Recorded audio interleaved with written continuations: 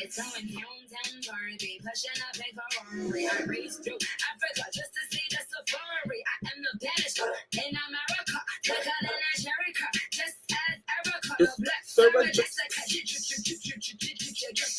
Don't be text messaging me, I never check my messages. Only thing you can ask me is how I want my sandwiches. I want more cheese, lots and lots of cheese. And when I'm on the stage, I'm with SBs. And when you see my luggage, it's the LVs. And when I'm on the plane, it's so empty. That's why others female rappers envy. I'm sorry, did she say something? My bad. Maybe I was booked. I guess I missed you. Because when you're big 4 times a week, every week, it's kind of hard to keep track of bum bitches.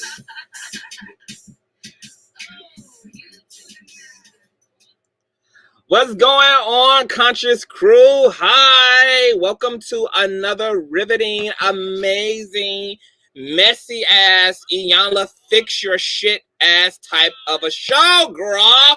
Okay, I told you guys that we were going to be knocking the new year off with heavy hitters. So you guys already know who I have in the building. And of course, he has blessed us by bringing all of his storm chasers onto the platform. So I want you guys to be very hospitable, very kind, be very Christian, honey. Evangelize the kingdom to the storm chasers in the building, okay? I am going to be asking some hard-hitting questions tonight, and I have to warn you guys that at some point, one of these segments is going to get so pornographic. It's going to get so disgusting. It's going to get so vile, low down, and grown, and after midnight, and rated R, that my channel may not even exist after tonight's debauchery, okay? Now, when we get to that segment, I'm going to introduce that segment when we get into the real grown folk segment, okay? That way you can hide your children, honey, hide your babies, hide your husbands, hide your wives, honey, put in your headphones, because it's going to get real grown, like real grown. Okay, so if you guys are in the building, please give me a nasty piece of thumbs up on this video. This helps with YouTube's algorithm. This helps YouTube to recommend the channel and the platform all out across the YouTube multiverse. And if you're new here, you might as well go ahead and subscribe, girl, because you're gonna like it, and bitch, you're going to fucking love it. Okay. And I want you guys to share, and make sure that your notification bells are set to all. I think that's all I have for church announcements. Let me run my old nasty piece of intro, girl, and then we're going to get into the man of the hour, girl. Okay, also about toward the end, okay, because Storm got time tonight, baby. He already drunker than a Cooter Brown, honey. He done puff on that good ganja, bitch. Okay, so I'm not liable for what happens here tonight, baby. Whatever happens tonight, I want y'all to blame it, drag, and cancel Storm Monroe, bitch, okay? I'm just the middle space, girl. I'm just a referee, bitch. I made him sign an NDA, girl, so we got all paperwork together, honey. Everything is straightened out, okay? Okay, y'all saying it's glitching tonight. It's probably y'all Boost Mobile. You got to shake them phones, girl. When you got that Boost Mobile shit, girl, you got to shake it a little bit to the left, shake it a little bit to the right, possibly even restart it maybe, honey, okay? So just be prepared for a great conversation. Storm also has a mentorship program that we're going to get into, but we're also going to be dropping the link because some of y'all has quite a few things to say about Mr. Monroe, and I want to give y'all the opportunity to approach the king but be respectful, okay? It'll be no disrespect if you're coming up here with the rah-rah, okay? Ask your questions, make your point. If there's anything you hear throughout this dialogue that you want to speak to or any of your own personal questions you have, you will be able to ask the Monroe at the end of this commentary, okay? Mods, also, I want you guys to go into the description box, if you could so kindly post those 2 links I have in my description box. They are about Storm's mentorship program. Okay, so just copy and paste both links and just keep them in rotation so that the Storm Chasers and the Conscious Crews and all of those who are going to be in the stream tonight can access Storm's top 10 things not to do on YouTube, and so that you can download his ebook and see how you can monetize your platform and you can get it popping and stay lit like his ass is. Okay, he gave you guys all the secrets. Okay, so both of those links are in the description box. Okay, thank you, Zena. Hi, everybody. Okay, let me run my intro, girl. Let's go ahead and just get into some things. I'm happy to have you guys here. Okay, I never had this intro queued up, like fucking ever, like never. I know a place where you can recharge your soul. Baby, that's Consciouztv. And in the midst of brokenness, he gon' see your asshole. Baby, that's Consciouztv. You gon' heal, you gon' laugh and catch a little shade. Ooh, girl. Y'all know he be slaying, y'all better stop playing. Come hear what he's saying. Ladies and gentlemen.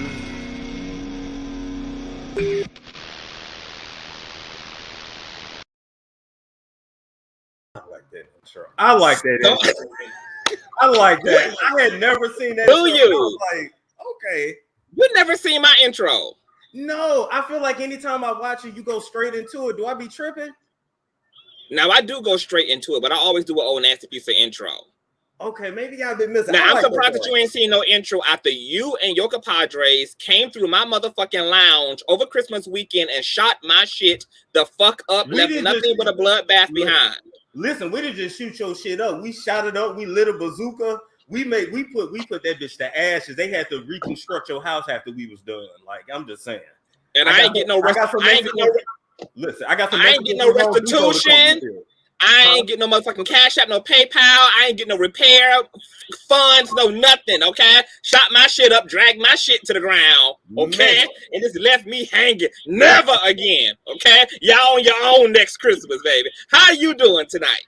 You know what? I'm feeling good. I'm feeling loose. I'm giving y'all Kanye West homeless fashion. You know, I'm giving you scruffy fashion. I'm feeling real nice tonight. Real fucking now, Storm, I don't know if you should have came over here looking all Kanye West couture homeless, because you got a business to promote and you need to look like the wealth that you're gonna be putting people on to. You need to look like that damn 6 figures, baby. Okay, you coming over here giving homeless chic and shit. But listen, this is what they gotta understand. The people that really got the bread dress like this anyway. You right, but you catering to black folk, and we need to see the money. We need to see the coin on y'all. You got to make us believers as people. Listen. Y'all seen me go on 14 vacations last year. Y'all know what it is. Okay, so we're not looking at pandemic struggle. This is just rich chic, homeless chic, rich homeless chic. Okay. So. First of all, you come on my shit looking all scanty, okay? I'm trying to figure out how you went from being built like Lizzo to Miley Cyrus. What is your secret? Listen. I went from Miley in the beginning, right?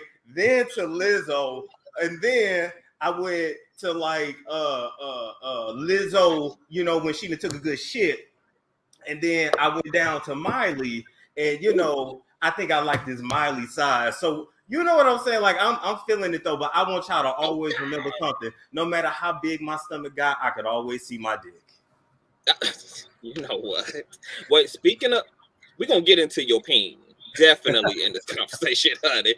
Are you feeling better as well? Like, did you get that raspy, Lil Fizz variant up out of you? Like, can you, first of all, what was that like? Like, I be wearing condoms and shit when I go to Piggly Wiggly now. I stay away from you, like I stay. Give me 50 feet. Listen, I shot at midnight. Listen, I ain't gonna lie. I still got PTSD from that shit. But listen, it was basically like this. Like the first 2 days felt like hell. Like when I tell you, I had to crawl to go to the bathroom. Let me get graphic with y'all. I was pissing in the shower because I could not stand up to get on the toilet. Like you sleep 18 hours a day. I was like, fuck, if I fall over dead in this bitch, rent ain't due to the first. Ain't nobody gonna find me for like 2 weeks. I'm like, fuck. I'm like, I was just on the flow. I'm like, why am I trying to be an independent black man? This is why I need to be married. Somebody could be helping me right now. Look, you didn't even let me hook you up with that old nice piece of Republican conservative who had hit the link a weekend ago. You ain't who had the lake house, who was making the 8 figures and stuff. Listen, who didn't mind Storm Monroe living in her 5-bedroom lake house with her. You ain't want me to play. She ain't gonna let me use no condom though. That's the issue. She ain't gonna let me use no condom. I'm gonna have to go raw on that. And then she gonna fall in love. And then when I'm ready to move on, she gonna be trying. I'm just saying. You get wrong. So you don't want to use no condom, so you want to end up dragging on welfare and child support like the baby and stuff. Listen, I want to have them Danny Lee issues and stuff. I don't have time for them issues. Do you understand? You got to understand, Conscious. They can say a lot of shit about me, but I got a target on my back. I'm 28, I'm black, and I ain't got no kids. Bitch, I'm living better than your baby daddy. Ooh, I'm living better than your baby daddy. So if you get the first one out of me, you know you're going to be straight. It's a target on my back. That condom ain't coming off. It ain't coming off. Well, have you thought about contributing and donating your sperm and having people, having so we can raise little storm chasers, keep the bloodline strong all across the United States and stuff? Not with all this mental illness that run in my family. Hell no. So you sparing the girls by not having a whole bunch of little storm chaser juniors running around. Okay. You don't want none of this. You don't want none of this bipolar schizophrenia shit running through your veins. You don't want none of it. I ain't shit. Why did you not go to the hospital? And how the hell did you and Tasha both get the raspy variant? How did that happen? Listen, was that coincidence, or did y'all plan that? No. Omar and I was spending all up and through Atlanta. But see, y'all gotta understand, Atlanta never closed in a pandemic. We never really closed. When the world shut down, we was still at the strip club with a mask. Why y'all ignorant like that? Y'all why? I know. Why? I know. And I feel like that shit caught up to us. When I tell you I went to urgent care and they turned me away, they was like, "There's nothing we can do for you." So they pretty much just told you to go home and suffer.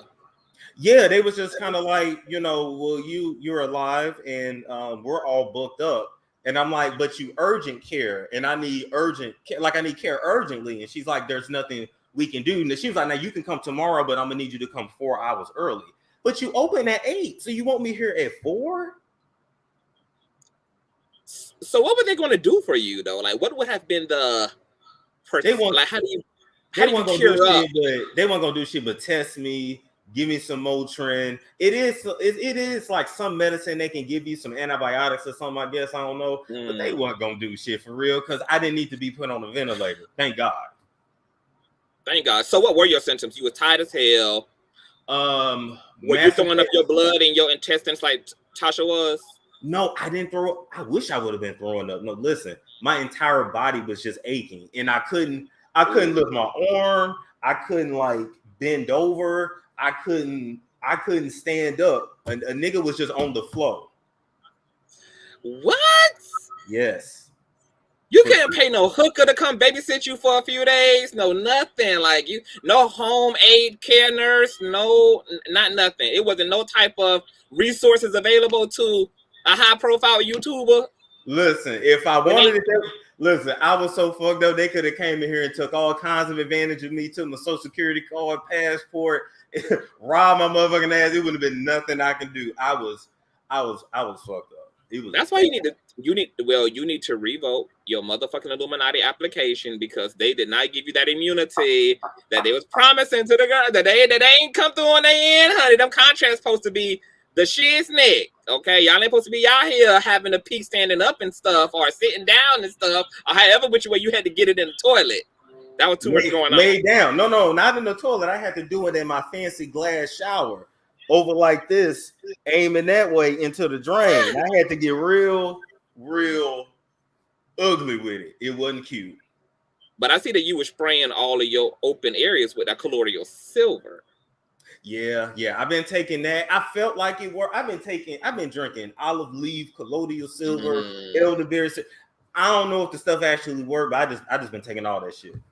No, colloidal silver will snatch your motherfucking wig. Like, if there's any type of notable witchcraft in the land, it is that colloidal silver. It'll have your pupils white. It'll have your teeth blazing white. You don't need braces to spray that colloidal silver on them crooked shits, baby. Everything just straightens out, honey. You suffering from erectile dysfunction. You got an old nasty piece of vaginal odor, honey. Just get you some colloidal silver, honey. Got an old nasty foot fungus, honey. Colloidal silver just be snatching wigs, honey. Okay, this is shit that Jesus was deodorizing with and things. Okay, you know, they out there through the wilderness with the disciples and stuff. He wanted to be all hygienic and stuff. He was, you know, saturating himself in that colloidal silver, honey, keeping things going. So I advise everybody, get you some colloidal silver. You need to really do a whole show on that colloidal silver. That's why you got well. Okay, I can do that. And you know what's funny? Another witch suggested that to me. Okay, and I caught the shade. Another witch suggested that too. Well, people be trying to figure out why I'm aging like a vampire. It's because I be bathing in blood and colloidal silver. I bathe in the blood of my exes. Okay, I'm like a vicious caterpillar. I love on them and then I destroy them and then I utilize their DNA with that colloidal silver and I stay beautiful and luscious like this. Weed be popping and all. Golly, not the blood. Okay. Not the blood. So that's quite a bit of conversation we have to get into. Yes. One of those things I realize is that I don't think we know a lot about you and your origins. Like, who is Storm? Where did he come from? How did he get here? First of all, let me ask you just one question before we get into the thick of this dialogue tonight. How did your mother first? Is Storm Monroe? Is Storm your mother gave you Storm? It's on my birth certificate. Did she ever tell you the inspiration behind Storm? Oh man, it was. Long story short, it wasn't supposed to be my first name. It was supposed to be my middle name, but they ended up switching it at the end. But we got all kinds of crazy names in my family. Like, it's just we got a bear, honey, sky, happy. I think we got a star too, and then we got the country names, of course, and then we got I got a cousin named WB, you know, and his name is WB. WB, that's his name. Wow. So it's all over the place, but no, yeah. This what your mother didn't tell you. She named you Storm because the night that she conceived you and she put that good snooch on your father, he was out there drowning in that snooch like Peter was. When Jesus was out there walking on that water, honey. Okay, they turned things out on your conception night, baby. So Jesus went ahead and labeled that thing Storm, honey. That's Storm, baby. That was that good thunder and lightning in the name of good love making between mama and daddy. You want to hear something funny? And she told me how I was conceived, and I didn't want to hear it. But let me tell you what kind of hoes they was, right? So it wasn't even that night. They was hunching in the daytime. So that's how you know they nasty. Freak level high. But this is worse. My mama went to go visit my daddy in Texas. At the school, pulled up on him, lifted up the skirt, and gave it to him. My parents was nasty ass freaks. That's where you get it from. I knew it came through the lineage. Listen. I heard some of them story times, I knew that this thing is deeper than the DNA, baby. This ain't a Storm Monroe exclusive. This is a Monroe lineage exclusive here, baby. Some things been happening. Now, I didn't tell you the other part. Now, he was in truck driving school, so I don't know if they did it in a truck. I don't know if they did it in a car. I don't know if they did it in a locker room. I hope it wasn't the bathroom. I just hope it wasn't the bathroom. But who knows? But you know, look, you got to get it how you live, honey. You got to get it how you live. My parents went 2 years without condoms, and they thought they were safe, and then I came along. So how many baby Monroes did mom and daddy have? How many siblings do you have? It's just me. My parents don't like kids. You're the only child? Yeah, my parents don't like kids. They don't like kids. Okay, Why? so Okay, so they will lie now and mush over babies that they see. You know what old folks trying to get into heaven, they don't know, they don't act like they was how they really was. But listen, when I was coming up, or they used to shut that goddamn baby up. Bitch can't control her motherfucking kid. Like they don't like. So I was never raised like a kid. I was raised more like their peer. And yeah, no, I can relate to that because I never felt like I had a childhood because I was just kind of born into the known of it all. Just listen. I've been reading people since I was like 6. It's we gonna get into that too. Some of this drag and you be doing over there, celebrity stuff. So okay, so are both your parents? What is everybody's ethnicity? Y'all know goddamn well I'm black. We don't know that. That's an assumption. No, we don't. Y'all know I'm black. That you can have other things going on. Where? I know a lot of mixed kids that look like you and me. I mean, I'm practically full blown. You full blown which? I'm full blown that too. But that ain't the blood. See, that was transferred to me spiritually, but DNA wise. I mean, I'm all Negro. I am blackity, black. My grandmama always. So no mayonnaise people, no Indians, no. Okay, so I heard a couple things about my family coming up. On my daddy's side, I always heard we come from a tribe of people that ran in the woods naked at night. I don't know what that means. I don't know what they did. I don't know. But when I did my DNA, because my grandma on my mama's side claimed she just claimed we got Indian in our family. Ain't no Indian, ain't no Native American, and that other stuff I don't claim because I don't. If you Black Storm, you got some type of Cherokee, Blackfoot, Longfoot, something going on in your blood. Every Black person got some type of Indian something going on. I don't. Even if it's Indian bundles, it's some type of Indian going on in Black family.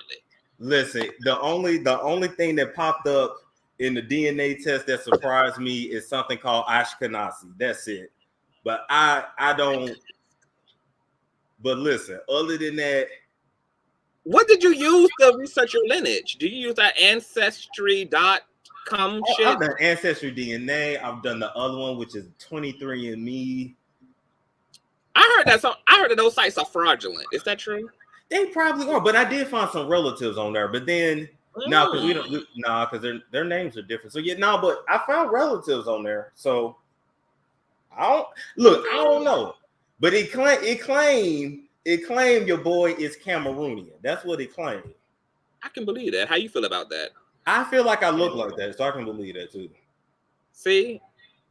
And I don't even know what Cameroonian is, but it just feel like it fits. It feel like it fits, right? It's like Cameroonian. I see Cameroonian, whatever the hell that is. Oh, now I wish I was from the Congo, wish I was from the Congo swinging like a Mendigo dick around here, just swinging around, throwing it up. But I don't have the way that this African diaspora is set the fuck up. I'm sure. Look, I'm sure it's a little bit of all of that up in us somewhere. Okay. Now, you were raised in a 2-parent household. You had mommy and daddy. Oh shit! For a short time, them niggas fell the fuck apart. Boy, I wish I would have. Do you think if I was raised in a 2-parent household, I would be on YouTube saying? Yes, look at these celebrity children. They're born with 2 parents, goddamn 4 nannies, 6 butlers, 12 siblings, a Mercedes Benz, 4 goddamn dogs. They raised with every goddamn thing and be out here cutting the damn food. Listen, I definitely could have went one or two ways in life, and I chose. I chose the bottom, as some would say, the ratchet side of the game, as some would say. I chose to do it the trashy way. I didn't become no politician or no doctor or nothing. But listen, had I had a 2-parent household, I feel I'd be more well adjusted, and I think you're underestimating that because you are assuming first of all you are assuming that just because 2 parents are in a household that is a functional household. You can have 2 dysfunctional ass parents. True. Doing the parenting. True. Which can equate to a dysfunctional single parent household. all in one. That is true too. That is true. So do you think that your parents did well together as a couple? Like when they were a thing, you enjoyed them as a thing? I don't really remember it that much, but I would say they never should have been a match. They never should have got together. I tell my mama all the time, you fucked up. You know, you didn't fuck with him in school. When you seen this drunk ass a year after y'all graduated. Why did you go? Why did you go talk to him? You know, and at the time, my mom was hanging with the now wife of a comedian. I can't say their names. Okay. But my mama friend was like, she was like, nah, bitch, we gonna find like a rich man. Fuck that love shit. We gonna find us a celebrity. But my mom was looking for love, and I love don't pay the bills. Oh, well, did mom ever find the love after stepfather, fuckboy truck driver? Did she ever find what God had for her? Yeah, I mean they ain't together now, but I would say it was one that was definitely the love of her life, which scares me because if you fall for somebody and then you gonna leave. Bitch, I gotta cut you. Like, no, you can't just take my years and go. And what I'm supposed to do? Well, I mean, your spouse they're not your intellectual property. I mean, they're not property. You took my time. I can't get that back. Go on the other side. Just go on the other side. Of the Ain't house. nobody hold a gun to your head and made you give me that time. No. You gifted me with your time, okay? Nah, and you told like me any other gift, I can give that gift back and go on about my way and find a better present under Santa's Christmas tree. No, you and that new person that you found can come move in here because we're gonna all live together for life. You for all of the sister wiving and brother wiving and all of that polygamous polyamory carrying on. Listen, let me tell you what my dream is. I know we're gonna get into it later. And it's not a dream, but it's like a fantasy, right? So let's say I'm in a relationship. You know how couples become best friends and they travel together and they do all kinds of shit together. So I'm envisioning this scenario where like I'm in a couple ship and we find another couple and we travel together and then we fuck together. But we ain't gotta fuck each other necessarily, but like fucking a hot tub next to each other, fucking a bed with one another. Like you just, maybe every now and then swap. I want to do some nasty gutter shit, so. What? I need to interview your parents. Tell them to email me at consciouztv@gmail.com because, see, the apple clearly didn't fall far from the damn tree. So I need to get all up in their business. So you don't mind. So you could deal with the open polyamory, polygamous type situation. Even if you weren't let's say you weren't the man in between, but you were like a poly partner to the woman and she had another poly male partner. Could you be? I wouldn't be like that. It wouldn't be serious, but if she needed me to slide through a few days a week, I could do that. Because that's just basically being like a side nigga. Why couldn't it be serious? Because then I want somebody too. But you got her. But I want somebody too. That's fine, but I want somebody too. But you got her. You got her. But I want somebody too. But it's her. But she's the center of the. But here's the thing. I want to be the center of attention. So you the center of attention. So you don't think that you could get all the attention you needed if you played a poly partner to a woman? Because she could be fully present and all, like live in a household. Y'all can like live in the same house, like two husbands. Like she got both y'all as husbands, the whole nine. Like listen, see each other after work, and that could work because I'm gonna sit down with you and we can watch Grey's Anatomy, and I'm gonna make that sweet love to you, and maybe he fuck your brains out and put your face in the sink. It could work. It's like that movie. This is one situation I would do. That movie with Blake Lively. It was Blake Lively and the two white dudes. Fuck, I can't think of that movie. But she had two boyfriends. And one was like a military guy, and one guy was like a charitable guy that like worked with kids for a living or whatever. So she had the best of both worlds. So I understand because maybe one person can't satisfy all your needs. I get it. Do you believe in that? Do you believe in monogamy? Do you think that one person should bear responsibility for another person until death do them part, emotionally, spiritually, sexually, mentally? That's a one person's job? Because poly makes sense to me more than monogamy does. Yes, Yes, it definitely does. And to me, the best way for that to work is that both of y'all are virgins when y'all get together. But if y'all been slanging pussy and slanging dick, if you didn't had all kinds of experiences, it is hard to pull back and be like, okay, nah, it's just you now forever. So all I'm gonna say is this: I'm not gonna say I'm pro cheating. I'm just pro. Oh, okay, you fucked around. Oh, that's it. Do you love him? Oh, you don't. All right, cool. We're gonna move past it. Like, I just don't feel like a relationship has to end because somebody stepped out. You together 15 years, but you're gonna break up because somebody stepped out once. Most men have too much of an ego to survive infidelity. So now they're thinking like, my dick ain't that good, my stroke game ain't that good. It might not be. My testosterone ain't popping like that. So they're gonna go into all this. It goes down after the age of 30. So maybe she wanted to fuck. Maybe she wanted to fuck on the gardener. She ain't serious with the gardener, but you can't get it up no more. So either step your game up, or hey, all right, I know on Fridays, let me go hang out at my boy's house. I know to take a little extra lap before I come home. So I know when make arrangement. Yeah, I know when I come in and I smell your pussy on the sheets. I know what's up. So, some people look at open relationships as drinking after a stranger or eating after a stranger's spoon. We all do that. You know that somebody was here. First off, if she has kids, somebody was there.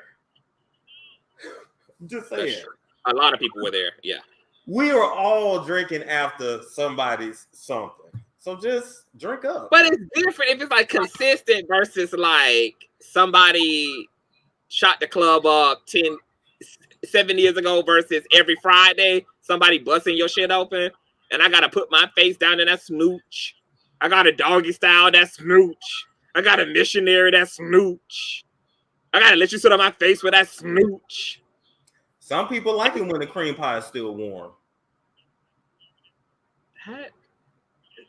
Let's put a pause in it, right?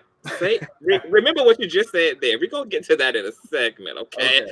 Okay, so back to being raised as, was it hard being raised without your siblings? Without any other, like... I didn't know any other way. Let me put it to you this way, right? Because people always trying to figure out, Storm, why you ain't got nobody, Storm, why you don't like nobody in your space. I have entertained myself since forever. So basically, just imagine being able to entertain yourself. I don't really see a need for nobody around me all the time like that. So you don't think that I can kind of handicap you a little bit? Like, no, it does. It does handicap me because then you like start to bond with people, and then you want your space, and people get offended when you pull back. They don't understand. Like, I love you. I'll see you next week. That's true. They don't like that shit though. I realize so many people out here, conscious, they are needy. I'm like, you got to talk to me every day. I'm not gonna remember to call you every day. It's only one of you. Of course, they need you every day. Where else they're going to get their storm fix from? They need it every. You know what's so funny?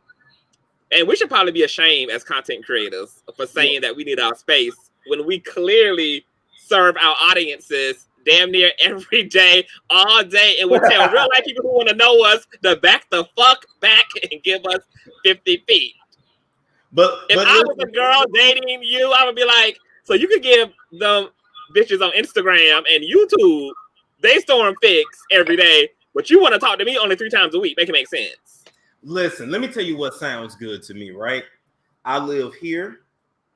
The other person lives here. And I'm going to say other person because I'm going to keep it ambiguous because y'all don't believe I'm straight anyway. So I want you to cut this out and chop it up. Get into that. I want you to chop it up and cut it out, you dirty dick bitch. Anyway, not you conscious. Now, I live here. They live around the corner. Mm-hmm. And we see each other every other day. Look, my grandma and grandpa live right around the corner from each other. I'm sure they still had sex up until that nigga died. I'm sure they did. Wow, so they live in 2 separate households. Nah, they both lived in the project. So what they did, they just never got legally married. So my grandma got a project apartment, and then my grandpa got a project apartment too. Baby, you gotta keep that Section 8 situated, honey. Okay, don't let marriage get in the way of your government benefits, baby. Okay, y'all know y'all love each other in y'all heart, honey. The benefits come once a lifetime, bitch. Okay, I'm with grandma and grandpa, honey. Let me tell you something. I ain't mad at it. My grandmama had a three bedroom, 1.5 bath for $50 a month. I think we can live separately. I ain't mad at it. What are you drinking? Oh, just some cheap ass wine, some Sauvignon Blanc. You know, just a little something. See, you can see. Once again, you can't. You trying to come on here and promote 6 goddamn figures? You drinking Piggly Wiggly wine? You got on CVS button ups and things, and you trying to promote an old nasty piece of 6 figures? Come on now, Storm. You gotta help me help you. Listen. Or a nasty piece of water park, Aquafina bottle. Listen, one thing y'all gonna realize is that when you got it together, you can do what you want. I represent. I ain't mad. You really and I'm marching to the beat of my own drum, and I'm loving this shirt. I ain't gonna lie. Do y'all think 2 buttons? You think 2 buttons is appropriate? 3? What y'all think? I think you just snatching the whole shit off is appropriate to me. Oh my god! You asking the wrong nigga about what's appropriate. I'm talking about the chat. Okay. I know you. Well, tell him to snatch it all off. Oh my god. Okay, just tell him to go ahead. He drunk enough to give y'all that for the night. Give y'all an old teaser of what the OnlyFans gonna be giving. Okay, in a few weeks. You know, speaking of OnlyFans, you know my life coach do not want me to do that. Wow. Something about my self-respect, and then I'm officially a sex worker, and you know, and I'm adding to the detriment of society, blah, blah, blah. Ooh, Jesus Christ. Those are very hardcore Christian judgments. And I'm like, I'm just trying to get a check. But like, do people realize that OnlyFans can be very compartmentalized? Like, you could do like shower scenes for OnlyFans. You could do like massaging your calf muscles. Like, people cater to all type of fetishes and desires and communities, so it's not like all out, right? Every post. And then look, here is my logic, right? I'm like, but you see actors get naked in sex scenes all the time. What's the difference? Exactly, and they're not bringing the culture and the society down and demoralizing Americans. Okay, so silly. And who had told you that again? It was your parents?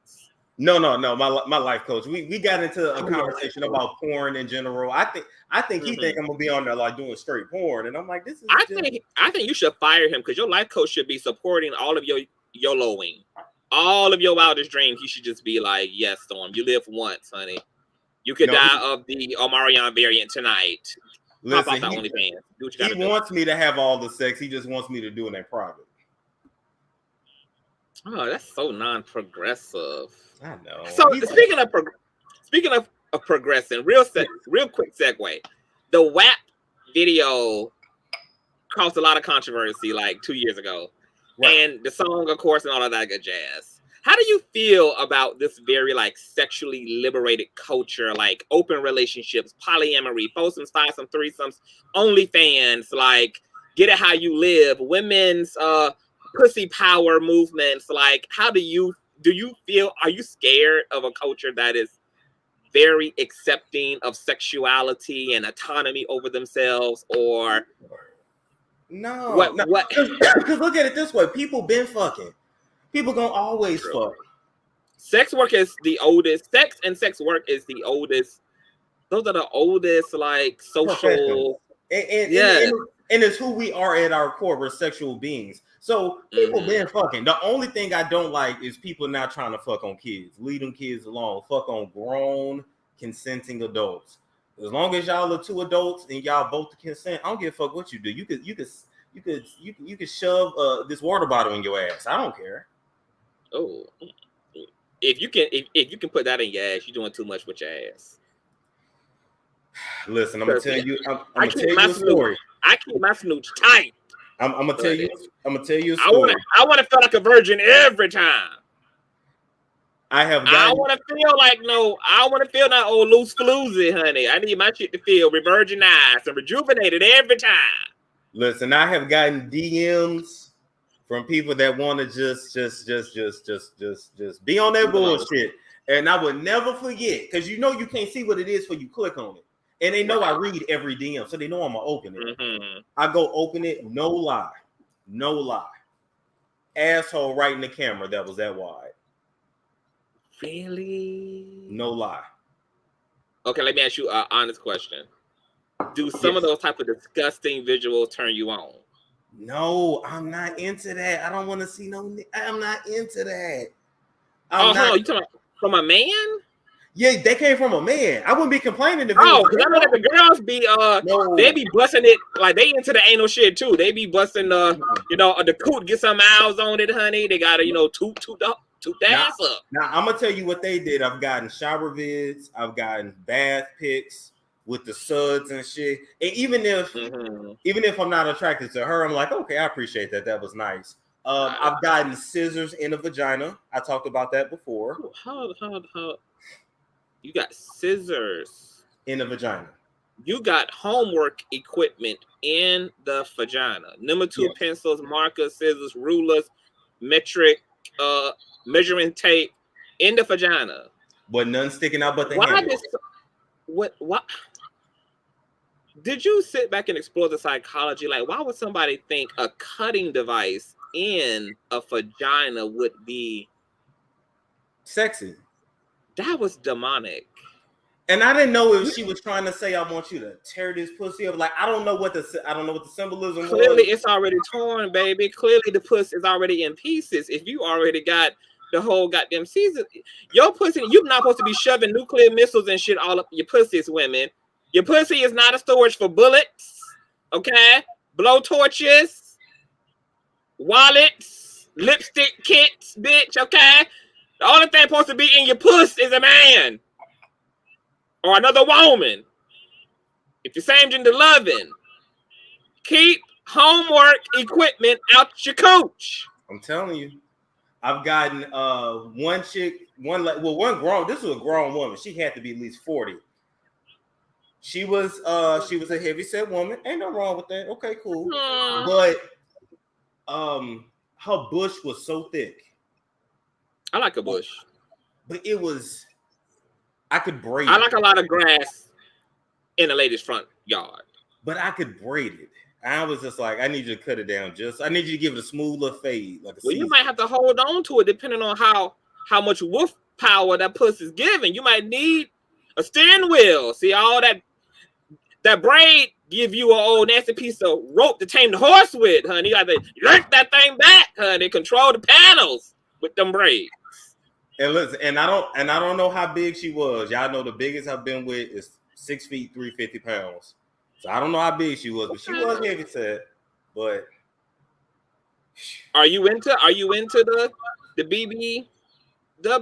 BBWs keep you warm in the winter. They do.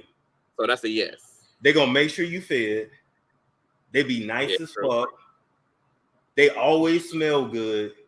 They keep a clean house. And they always horny. Anywhere, daddy. Anytime, daddy. Period. I ain't mad at it. So back to your childhood, okay? Because we keep scooting away, okay? I know. See that liquor talking, that cheap ass CVS liquor talking to you. Rebuke CVS, okay? Back to your childhood. So 2-parent household. So were you raised with a silver spoon in your mouth or a copper one? What was your upbringing? Like middle class, lower class? Just regular working class. Regular class? I mean, yeah, like my parents broke up when I was like 5.5, but they worked. Basically we would have struggled if they had more kids, but when you only have one kid, it ain't that bad. So I can't even say middle class. I can't even say that. They just worked and just only had one kid. See, fluffy stuff in the comment section saying we are always horny. We do always smell good, but we don't keep you warm, and we are not going to always cook. We need you to feed us if any damn thing. I'll buy the food. I'll buy the food, but you're gonna get your ass in there and cook. You know what? See, that's our toxic masculinity, but we're gonna get into that too. No. I will clean up after, but I ain't cooking shit. Do you know how to cook? I do, and I hate it. I don't like to. Why? Okay, we're gonna get into that. So this is why Storm, I be trying to put you up on game so you can get you a nice 6-figure woman who got a 5-bedroom lake house ready For a man like you who working over in stem cell research and shit. Nah, we'll I'll just do a slide through. It ain't gonna be nothing serious. It ain't. Okay. I don't think now is the right time. Even though there is somebody I could get booed up with tomorrow. Mm-hmm. But so you don't have no prospects. You're not kind of talking. You just on your own right now. There's one person where I can say, yeah, that person's definitely like, how you meet somebody, you like, oh, you somebody's wife or you somebody's husband. Like, yeah. But so wifey material. Yeah, but you like in different phases in life. And so basically, I gotta grow the fuck up to meet her or just stop wasting time. But because intellectually I'm there, but emotionally I'm not. See, and that's what I was saying about the whole single, like the whole only child. Do you think you're handicapped in some ways because you didn't have other siblings, and so maybe some of your emotional utilities are a little like immature or inactive because people who were raised with themselves kind of have to. I mean, you don't have to develop some of the emotional dynamics that maybe like people who have a household full and had 6 and 7 brothers and sisters and shit had to develop those. Well, you have to keep bonds and shit too. You have to keep in mind I've never had to share. Right. You also have to keep in mind that in a lot of ways I raised my parents because I was a lot more mature in a lot of ways. I've been mature from a young age, and so basically what I learned in therapy is I live so much in the logic when it comes to bonding with someone. There's always a disconnect. Because I could just drop you and just never speak to you again, and I don't feel nothing. So, well, we saw how you did a Jaguar Wright, but we'll get into that. Nah, what's your zodiac? I don't believe in those. They say a Taurus, but I don't believe in it. Oh, you a Taurus? So let me ask you just a question: do you walk real hard? Yes. Oh, every motherfucking Taurus I know be galloping through the fucking house, and it'd be like 6 pounds and sound like a whole tribe of fucking horses just galloping across the goddamn Serengeti. Every Taurus I know is hard-footed as fuck. Y'all just be stomping through shit. But that runs in. I don't know if that's a Taurus thing because that runs in my family. Taurus. It's Taurus. I don't know because my daddy walked the same way and my grandmama walked the same way. I'm just saying. Well, they might be naturally heavy-footed, but them Taurus is definitely built with an old hard-ass monkey stomp foot, honey. Because every time I get to talking about Tauruses, they always be like, stop calling us out. Stop calling us out. It'd be the men and the women. Okay, so you a Taurus. Yes. Mentally. So, okay, so see, because you're taking my mind in so many different places now. So, so are you working on developing that emotionality? Like, what has your therapist been saying to you to do? Oh, to become more emotionally available. Yeah, so I've been going through therapy. I've been I go back and forth between like the psychotherapy versus life coaching, which are two different things. I did past life regression therapy. Shout out to Neoshi. Y'all look her up. She is dope at what she does. And I saw my past lives and I saw a pattern. So I'm like, oh, okay. And then I got a message from my spirit guide, and I didn't like the message, but I guess I got to follow it. Okay. And then there's another kind of therapy where they hypnotherapy. That's what I did, and so I went through different traumas and fought through it, and so I'm working. So how the fuck you believe in the Kardashian curse, the Illuminati, mediumship, past life regression, astral projection, third eye, kundalini, levitating, walking on water, miraculous healing, and yet you don't believe in none of the astrological shit? All of that shit sits on the foundation of astrology. But you know what it is for me? I think Black people overuse astrology so much, it kind of ruined it for me. Like, I'll see Black people and be like, well, you know, because I'm a bitch because I'm a Cancer. And it's like, no, you a bitch because you a bitch. This has nothing to do with you being a Cancer. No, that's not. Well, both things can be true at the same time. It can be true. I'm built to be a bitch, and I just happen to have gone through enough life experiences to justify being the bitch that I was born to be. So sometimes they intersect like that. I'm just saying, to me, I'm always like, huh. But the only time I start to really believe in astrology is because I got this damn cousin. And I just feel like life just was not in his favor. So he light skinned, green eyes, freckles, the only child, and he's a Gemini. And I feel like that's a recipe for disaster. Ooh. Oh, he a Gemini? And he's a hot fucking mess. So I'm just like, all maybe male Geminis are fucked up. he is nuts. But they gorgeous. Male Geminis are fine as fuck, but them is some fucked up ass niggas. It's like one side of him is cool, and then the other side, I'll be like, I don't know who the fuck this is. That's that dualism.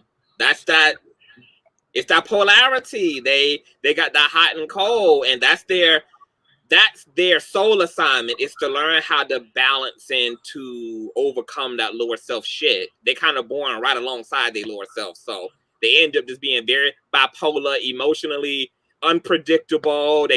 They happy today, they depressed tomorrow, they love you today. They like, it's a lot of spiking and all of that going on. But that stirs my peace. Mm-mm. But you say you ain't mixed, but you just described a green-eyed, light-skinned cousin. Make sense. Listen, that don't mean listen.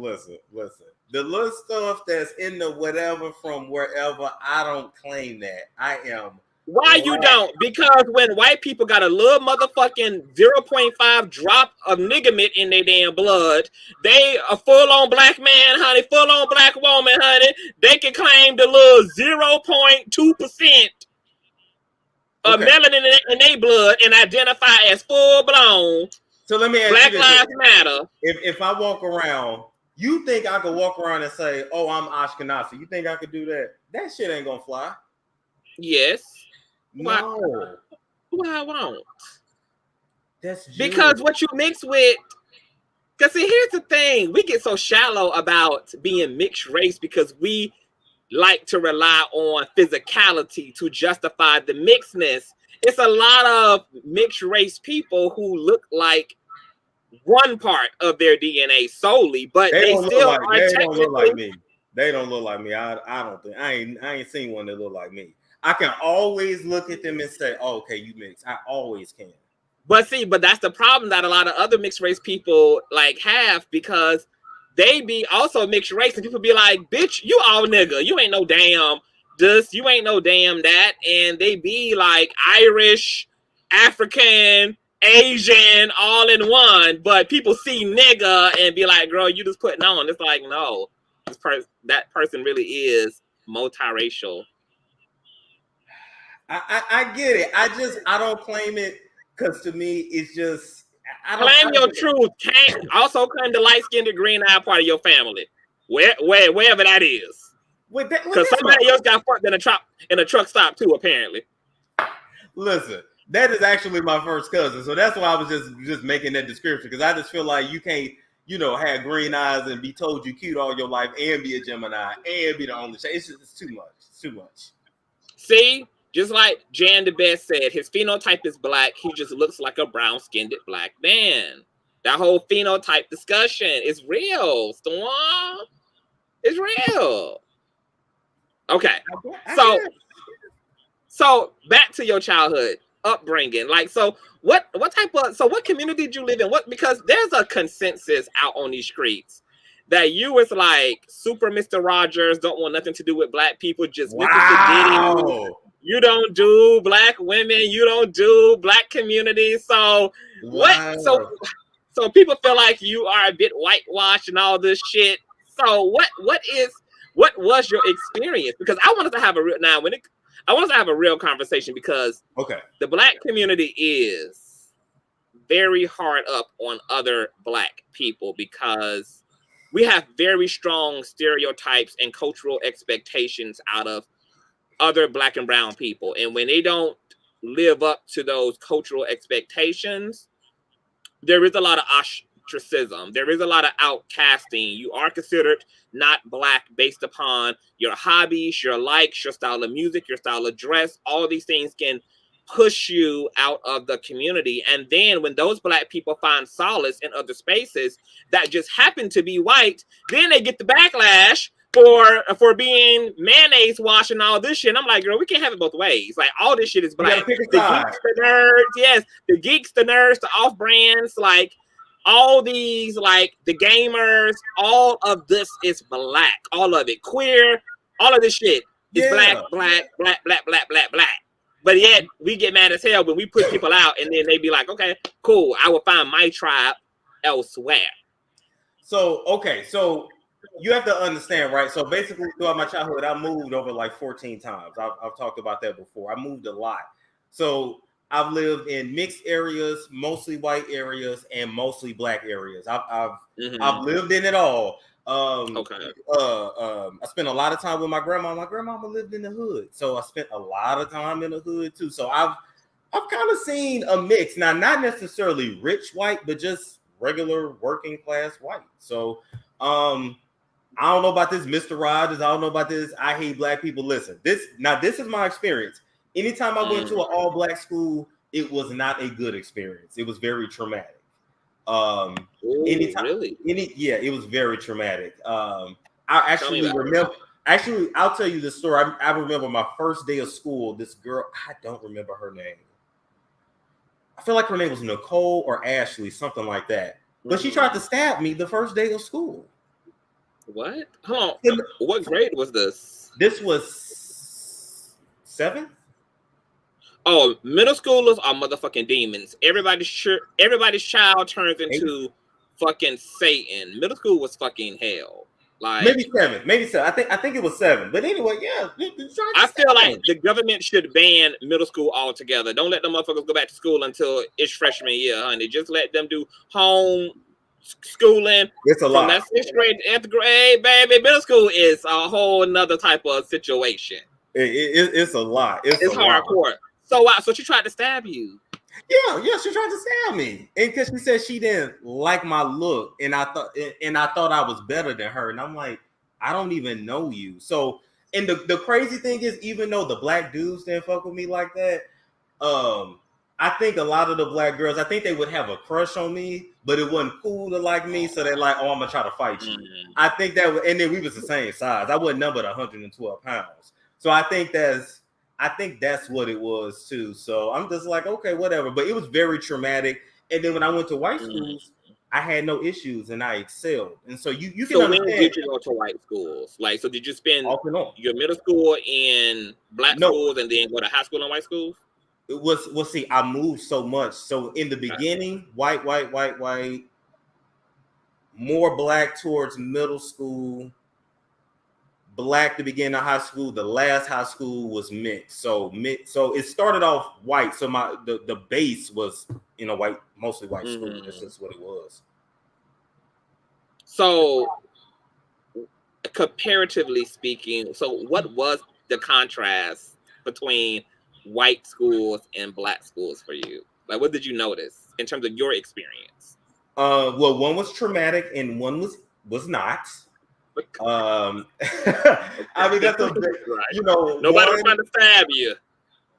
One, I had to fight, but I could usually talk my way out of a fight and just make people laugh. The other one, I could just be myself. And so, you know, with the type of music I like wasn't the issue. You know, my mama didn't buy Jordans and all that shit. So when I was in junior high school, black folks had just discovered Aeropostale and American Eagle, and if you didn't have that, you wasn't cool. And I was just like, this shit is not all that fancy. So anyway, I ain't had to worry about that with white folks. I just didn't. So it was different. But so you felt like it was easier to be yourself in those white spaces than it was to be I don't have to feel it was. That's what it was. It was. That's interesting.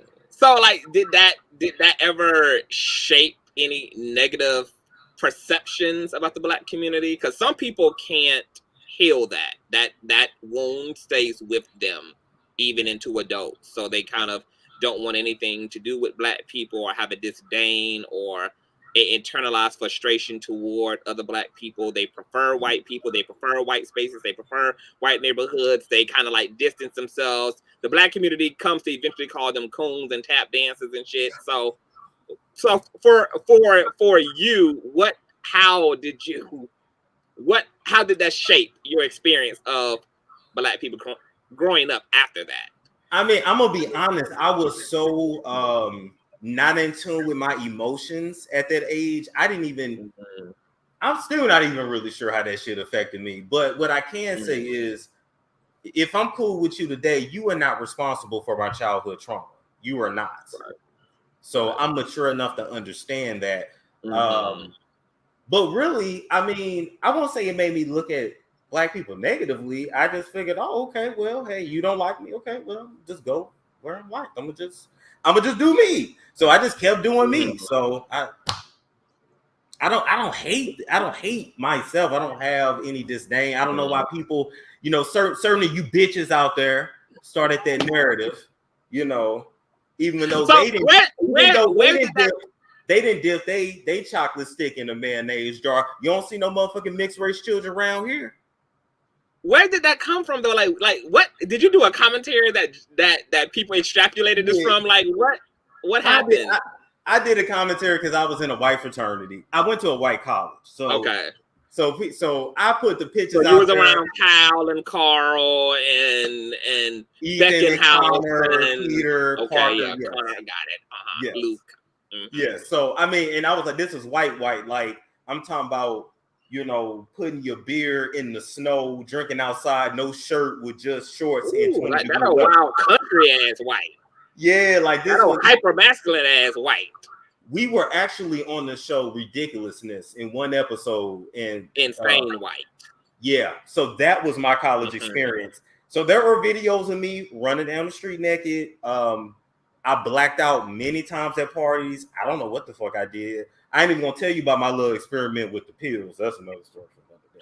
Okay, hold on. So speaking of experiments, can you clear up that you were not put through any homosexual hazing processes for your fraternity? Nobody stuck a telephone pole up your ass. You didn't have to give head. You didn't have to do a group dick sucking session. Didn't have to teabag nobody. Didn't have to eat no ass. No, nothing. Nothing like that. One of our main mottos is we're never going to make you do anything a real man should not do. And so even though I would never speak on our fraternity rituals, because that's what they are, I would never speak on the rituals. Damn, that sounds like some Illuminati shit, don't it? Yeah, sure does. That's exactly what the hell it sounds like. But I can tell you, I ain't never had to get no hit. But this is what y'all got to understand: white boys and their dynamic versus Black dudes and their dynamics are different. So they are. Like one time, I came into one of our apartments. We had off campus the fraternity, and they were slapping their balls against each other. What? Why they were doing that? Slapping their balls against one another. Why they were doing that, I don't know. But this is how white boys are. Y'all, like, white boys are different. Like, white boys will say, like, I'm gonna bet you that you're gonna drink this whole gallon of milk and you're gonna have the shits, and I want you to shit all this out over the porch on top of these cars. Like, it's just odd. They are, when I tell you, they try to say Black folks wild, you can't match a white person in their lives. They get up. I'm talking about getting up like we're getting fucked up, and like everybody taking swigs of the Fireball, and then the white girls, it's a whole nother fucking level. You know why that is, though, right? Because mayonnaise people are so goddamn privileged that when the world and the system is in the palm of your hand, the things you have to do to bring pleasure to yourself are to the extreme, because normal, healthy things you become desensitized to. Privileged people have an abundance of normality. What they need is, it has to be overloaded. Like, they have to be overstimulated to get their fucking rocks off. So I think that's what makes them distinctively different than Black Americans, because we never had the privilege of getting that carried away. They have. Like, what else are you going to do as a privileged white American other than and I can give you blow another shit up example. and make goddamn Tommy bombs in your mommy's basement and shit. Yeah, true. And like we at another one of our frat apartments, we had this Bowflex that sat like outside, and we all peed on the Bowflex. That was just what we did at the parties. You had to go pee, you just go pee on the Bowflex. That was just what it was. What the fuck is a Bowflex? Like the Bowflex machine. It's like an exercise machine. You go pee on it. We all peed on. That's just what they did. Now we let the ladies use the actual bathroom, but then you gotta pee or just go outside and pee. Can you stay away from white men? Please, just leave white men. My best friend is white. Aside from him, we can make an exception for him. We can make an exception for Kyle, but the rest of them just leave it. Well, my other best friend is getting married this year, so I know it's gonna be a wild ass. Okay, with him too. We can make an exception for him too. Okay, it's everybody who already on board the Namaste ship can stay. No new white folk. Okay. Now, this thing with black women, like, what is your preference? What type of women do you like? Are you into all colors? You with the swirl? Are you with the Napoleon ice cream? Am I with the swirl? Hell no. You're not. What catches my eye, it's not that I'm not, but what catches my eye is dark and slim. Okay. But I like a sculpted face because I don't have a sculpted face. So I'm naturally looking for like the opposite of me. So you know, you think like, so you want like strong bone structure, Naomi Campbell, high cheekbones. Well, see, she would hate me because I'm gonna be like, you gonna take them dumbass contacts out your eyes. So she would hate me. Don't do Naomi's contacts. Okay? I ain't fucking with that part. But Naomi's came beautiful. On here with the CVS flannel button up. Okay, sculpted face. Yeah, a sculpted like it's a very like slim, symmetrical. Mm-hmm. Yeah. I know. It sounds like a Tyra Banks face, a Beyonce face, I guess. A Sierra.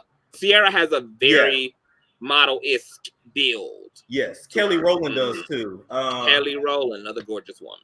Ryan Destiny has more of a round face, but she's very pretty to me. So that's going to catch my eye first. But I ain't got enough money to get a chick like that. So, oh well. Okay. Because the girls like that, they probably got a white dude anyway. They're divesting. Of course, they got a sugar daddy. Of course, they probably somebody's sugar's baby. So you prefer a darker skinned woman. You like strong facial features. Yeah, very scope. Like people always say, "Oh, you got to date somebody that look like you." Why? My people look like me. That didn't make no sense? Like, who dates somebody that looks like them? I don't know if they mean just black, but I'm like, they might mean like keep it might mean black. Okay, because I'm like, I don't want you to look like me. Shit. Yeah, is that art? Can you promise us that you want to keep it all black? Okay, we're not going to see you 2 years from now with a Becky, happy with 6 mixed race kids and shit. Okay. Listen. First off, it's a shortage of good, solid, strong, actual high valued men out here. I can't. No, I don't want to be high value. I do not want that pressure. I don't want to be high value. I just want to be me. I don't want to be high value. I don't know what that shit means. Everybody got. Well, you got 6 figures. You live on your own. You have a thriving business. All these things qualify you as a high valued man. But you also are a nice guy and not like a narcissistic prick like the men that Kevin Samuels is giving birth to. But women don't like nice guys, so I understand that too. But you really think that? Because Tasha K said that shit too. No. She said black women don't want nice guys. No, I can't put that on black women. It's just a woman thing. When you're a certain age, you don't. No, because the standards that white women have are very different. Like white women be dating the white men who paint their nails, have long hair like them. They can like all different variations of male.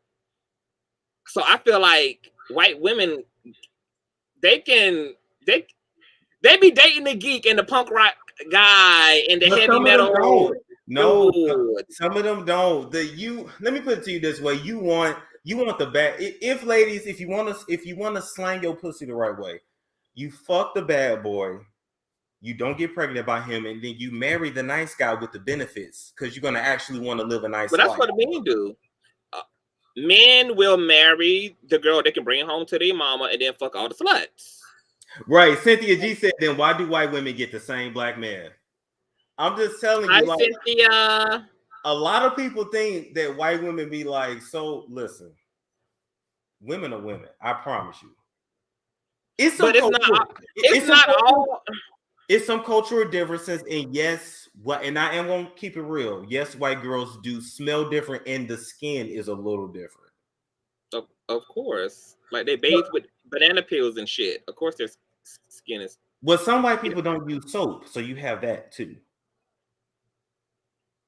Don't get me started on white people, cause we're keeping it real. I went to school with that was like, and we've had the conversation, and it's like, oh yeah, I took a shower, I just get in, let the water hit me, and I'm like, you ain't using no soap? Where your rag? What rag? Where's your towel? Your body towel.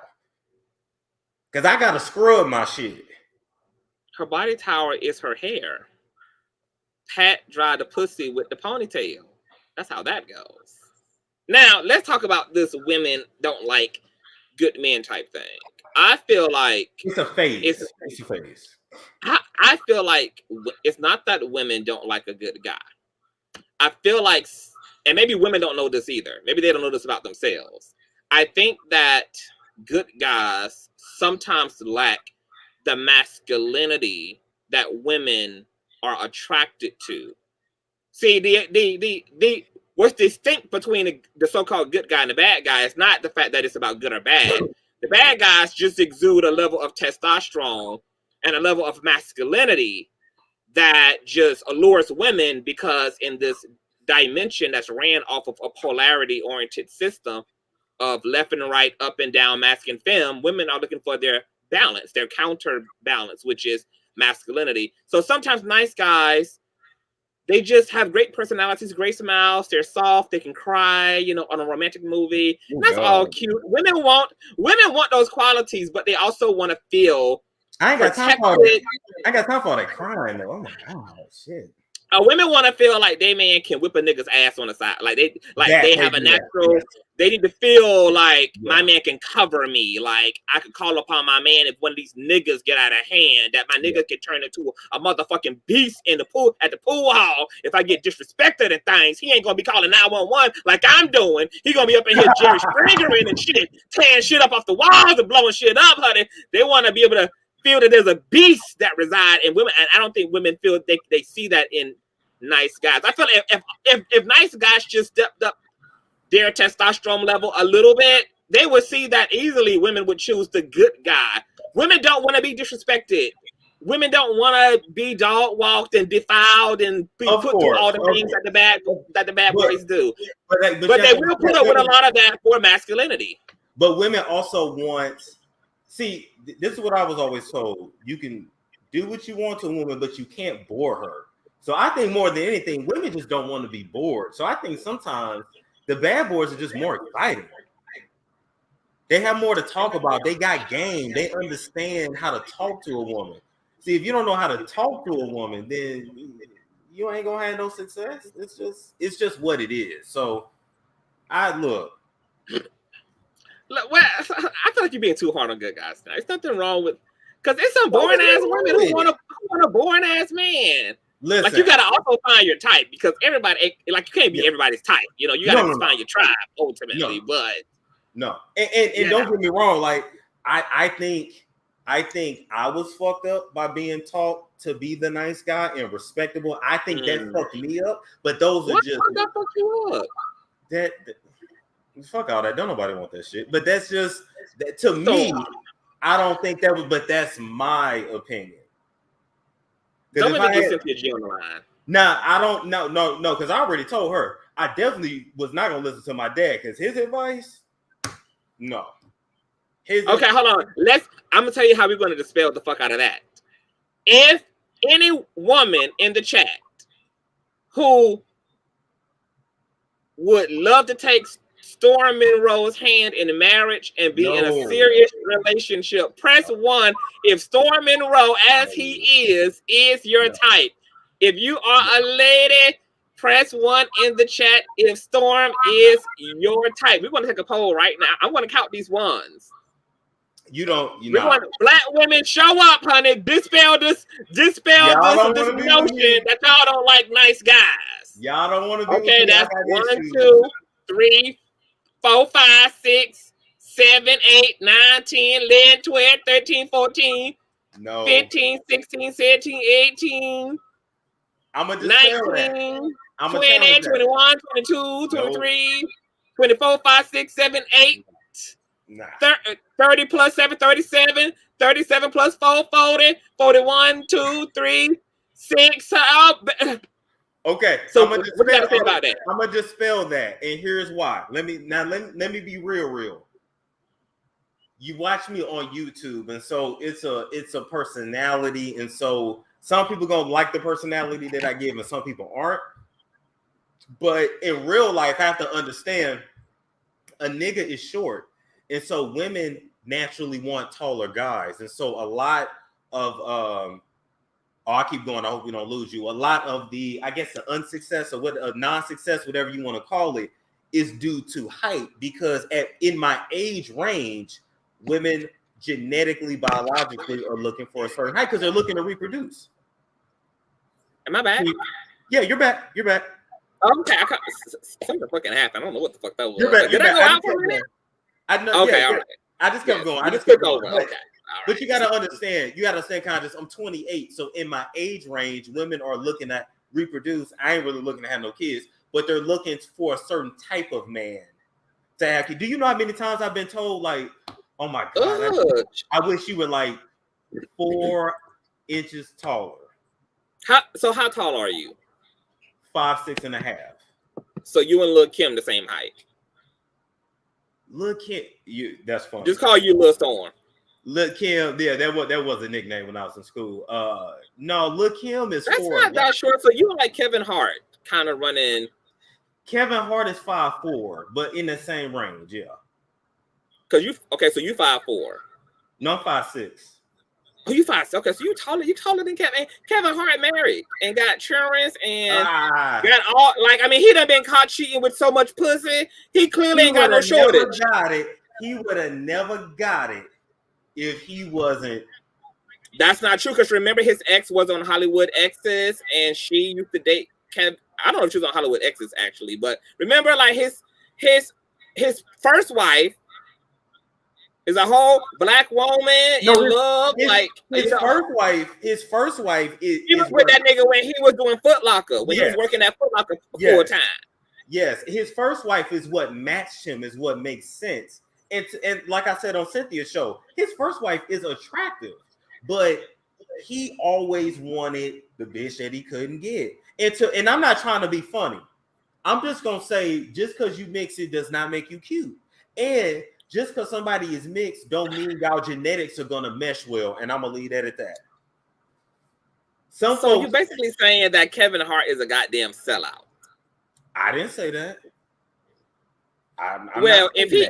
If he wasn't satisfied with his black woman and then went and assimilated and got him some non-continental puss, right?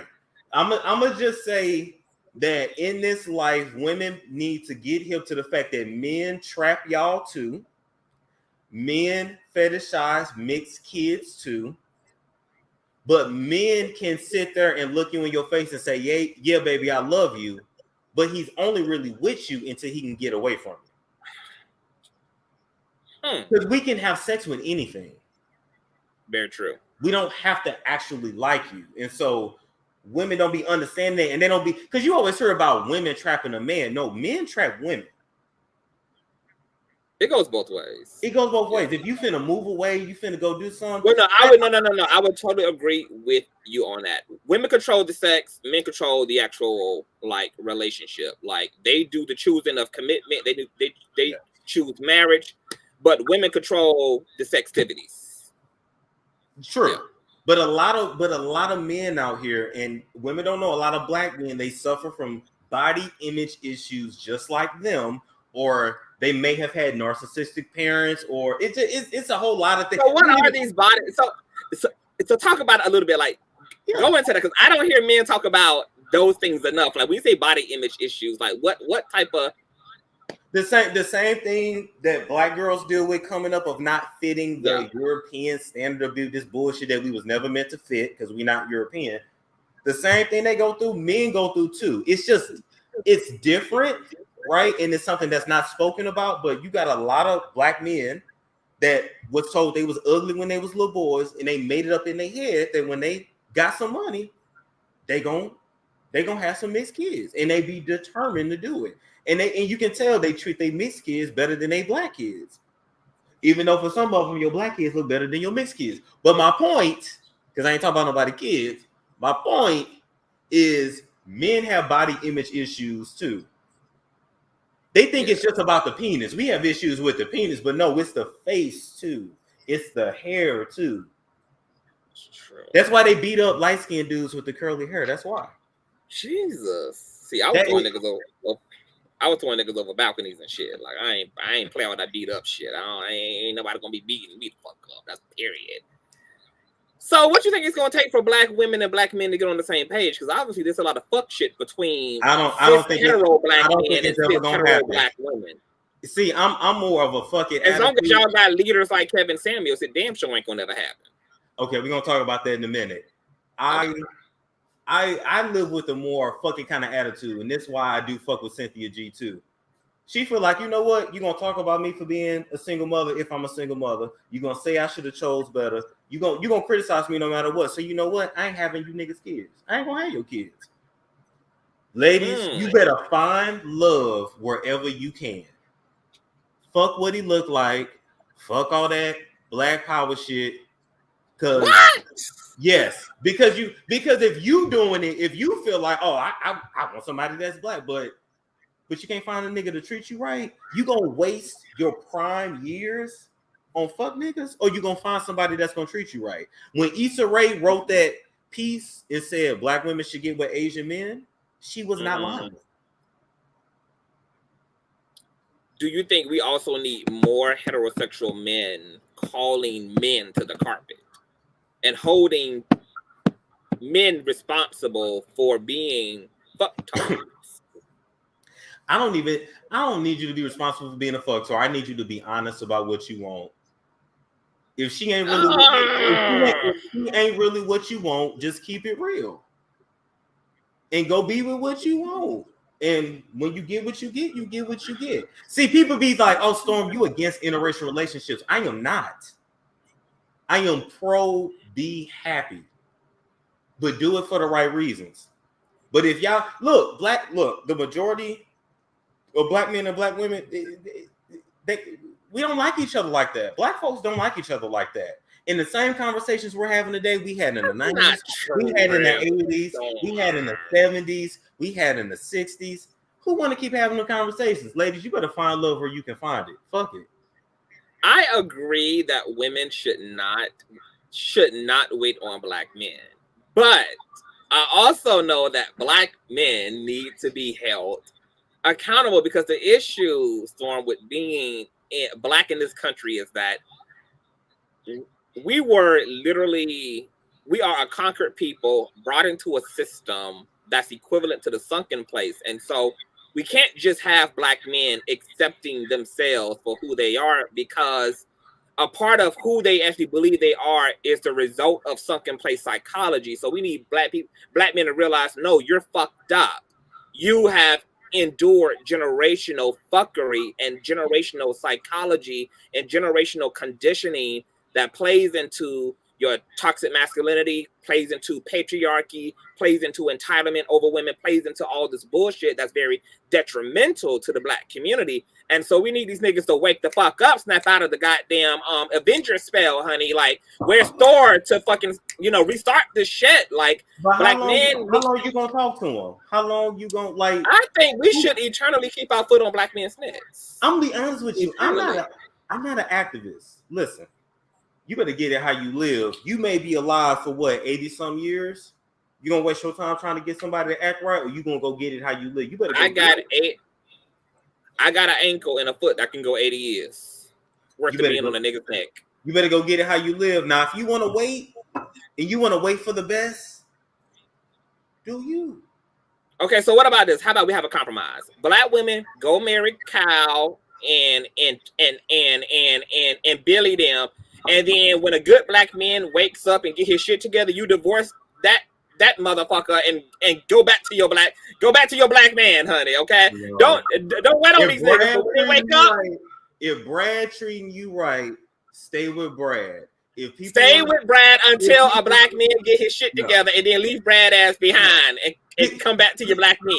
Because let me tell you something. It's one thing I've learned to value is peace. And so if you can find, I don't care, man, woman, I don't care what they are and what they look like. If somebody brings you peace, that is hard to find. If somebody treats you right, that is hard to find. You better be happy. All this shit, a black woman is not responsible to hold the black community on her back. She's not. That's for them. It's a lot of pressure. And then you're gonna talk about them when they're not married. You're gonna talk about them if they're a single mother. Go find love where you are. Go find love where it's at. And then what's going to happen when we are the goddamn minority? Like white people on their way to being the goddamn minority. I don't know what to tell you. The problem is we already not protected and don't have no infrastructure in the system. If we're going to play into like leaving black people behind, there's going to be, there's even less resource and infrastructure and less laborers on the field to create that infrastructure necessary to liberate our motherfucking asses and to reclaim our time and our land and our space and our resources and our generation and our land and our nativeness and our truth and our history. Like, I know it's hard, but we got to figure something out. Like, I say, black women, go fuck all the white men you won't, even marry them niggas. But when you find you a good black man, divorce them white niggas and marry your king, baby. Don't wait on that nigga. But when the nigga wake up to some lucidity, baby, hit them divorce papers, honey. Go reclaim your good black king, okay? Why that can't be a nice compromise? I think we got a compromise in this thing. Nah, I'm gonna tell y'all. I'm gonna tell anybody, male or female, what's most important is how somebody treats you. That's what's most important. Why are we as black people? Oh, we got to carry the whole community on our back. Why? Because if we ain't gonna do it, who the fuck is? Clearly, white America. The past generations failed us, so whatever. It's all one for all. We got asteroids coming at the earth. You never know when Jesus coming back. Pop your pussy and be happy. I want black women to be happy. I want black men to be happy, but I need us to keep some sense of togetherness too. We can't just get like carried away and forget that we on assignment. We got to understand the mission and get what need to be given, Storm. I'm trying to get this paper. You saying Storm talking all this shit tonight because he prepping us right now to see him 2 years from now with a white woman with mixed race babies. He prepping y'all brains right now, baby. He preparing y'all for the liftoff, baby. Storm is hauling ass. He wants you to remember this conversation today. 2 years from now, Miss Becky Monroe. No, I'm gonna fuck with your head. I'm getting more to the space now where I'm probably not gonna have no kids, and that's okay. So you don't want no kids either? I think if I just have that urge to take care of something, I'll adopt, and I think that's cool. But I don't see myself. I don't see myself having kids. I go back and forth with it, but just the way things are, the way people, it's so much involved. So I can be a dog person. I can have God kids. Like I can be that guy, and I think that's cool. You done tripped me the fuck out with this whole black conversation. This whole black man to trip. Okay, so speaking of good guys, we can get to your children too, your lack thereof of one. This whole shit with your sexuality being gay. Yes. I'm gonna ask you flat. I'm just gonna ask you some straightforward black and white answers so that we can go on record and clear it up. Is you gay? No. Question. But I'm gonna give you a caveat, right? I didn't have sex for like 4.5 years. I just started back having sex, I think last year or year before that. One of them. But anyway, for the longest time, like I was under so much stress, I just thought I was asexual. Really? So for the longest time, I just identified that I ain't having sex with nobody. I'm just like I don't know if they call them eunuchs in the Bible. I don't know. But now, now I pay for escorts, and have sex in sex clubs, which is not good either. See, why you keep saying shit that makes us have to go into a whole, we got to take an exit on a whole another exit. I'm trying to stay on the interstate. Okay. You keep saying shit that's now we got to go into that. Escorts, really? But I'm going to say, nah, I'm not gay. I don't look at men in that way. For people that say, okay, let me answer this question. Why not? Men are fucking gorgeous. Men are gorgeous just like women are. Like, why? Because see, as a gay man, sometimes I'd be like, how can a man not find another man sexy? Like, just like I'm sure women, when they look at lesbian women, be like, how can you not find men? Just like how straight men look at gay men, like, how can you not find a woman sexually appealing? A woman is beautiful. I'm like, yeah, men are beautiful. Both sexes are beautiful. Why are we not just indulging in all this beauty? Like, what happens in the brain that says, not a man sexually? You just don't have the desire for it. Like, you just don't. Really? You just don't have the desire for it. You just don't. I don't. Oh, wow, that's some deep psychological shit. Now I'm gonna say this: everybody knows when somebody looks good, no matter what gender they are. A man does know if another man look good. It ain't socially acceptable to say. You ain't finna say, yeah, nigga, you looking good today. Like, you ain't. There's a difference between attraction and sexual attraction. Right. Somebody can be attractive, but you not be sexually attracted to them. And you can see them. They in a club, and you see the dude, he pull his girl a little closer. Like, nah, you ain't finna talk to that nigga. Like, you ain't finna stand over there. Nah.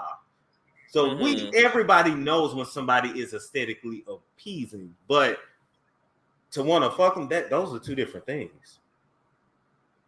So you never just was having like a really cute moment with your homeboy and was like, damn, I'll kiss this nigga right now. No. It's only me. Okay, all right. That's only what gay men go through. Okay, got it. Well, that's interesting. Wait a minute. Not hanging out like, I kiss this nigga right now. What? Yeah, sometimes you just be in the moment. Sometimes, the weather right, the conversation smooth, 2 Chainz saying all the right shit on the radio, y'all slapping 5, you feeling real floaty, feeling a little razzle, feeling a little dazzle, Well, first off, I like One Republic. I don't listen to no 2 Chainz like that. That's not my type of jazz, but no. Now, I am going to tell y'all the story when I want to say, this more probably would have been rape, but I'm gonna tell the story. So when I was 8, I tried to have sex with a girl that was 12. Oh, okay. Yeah. I don't remember if I penetrated or not. I got hard. I don't remember if I penetrated or not. Now, around that same time, I was in the projects, and there was this older boy that was trying to get me to go into a shed with him and take my clothes off. And he was older. Getting down like that as Charles? But he was older because I always hung with older. Like older how? Like a teenager? He definitely was like 13. And I was maybe like 8, 7. It was a long time ago. But I was like, what? No, I ain't doing that. I don't want to do that. And I was like, you're weird. And I just never saw him again and never played with him again. So you never went through like an experimental, like a lot of women are very honest about like going through an experimental phase. Like women always talk about, I got my pussy ate in the back of the bus, or I like my good girlfriend ate the snooch after homework. And, like they're very like casual about kind of flip-flopping and figuring it all out and seeing what it gives. Why do you think men are not as like experimental? Like, let me go ahead and kiss this nigga on his lips. Let me see what that gives. Let me see. What marijuana in a form of chapstick tastes like on this nigga's lips. Who said they didn't do that? I haven't done that, but they do that. But the question is, okay, so you think that it does happen? That niggas go through?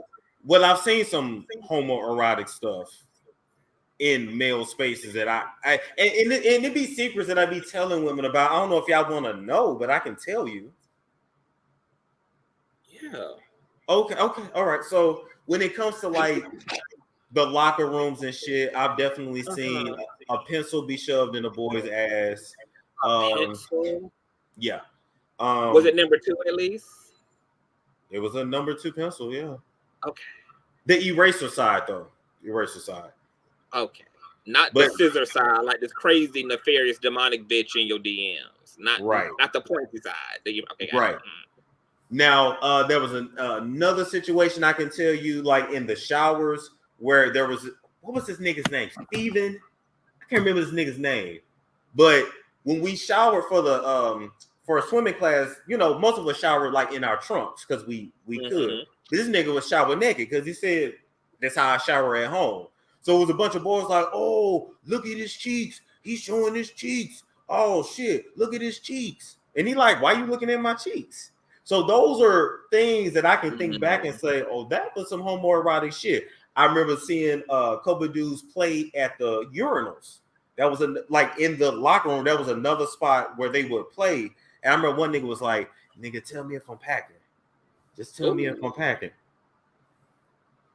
Weird shit like that goes down in hetero and black hetero spaces, but it's different. You also have a lot of black dudes that feel like if you suck my dick, it's not gay because you suck my dick. Or if I fuck you, it ain't gay because I fucked you. How do you feel about that? Because even some women feel like head is head. Like they'll let a woman or a man eat their cooch. No, that's a homosexual experience. Or you're bisexual, but that's not.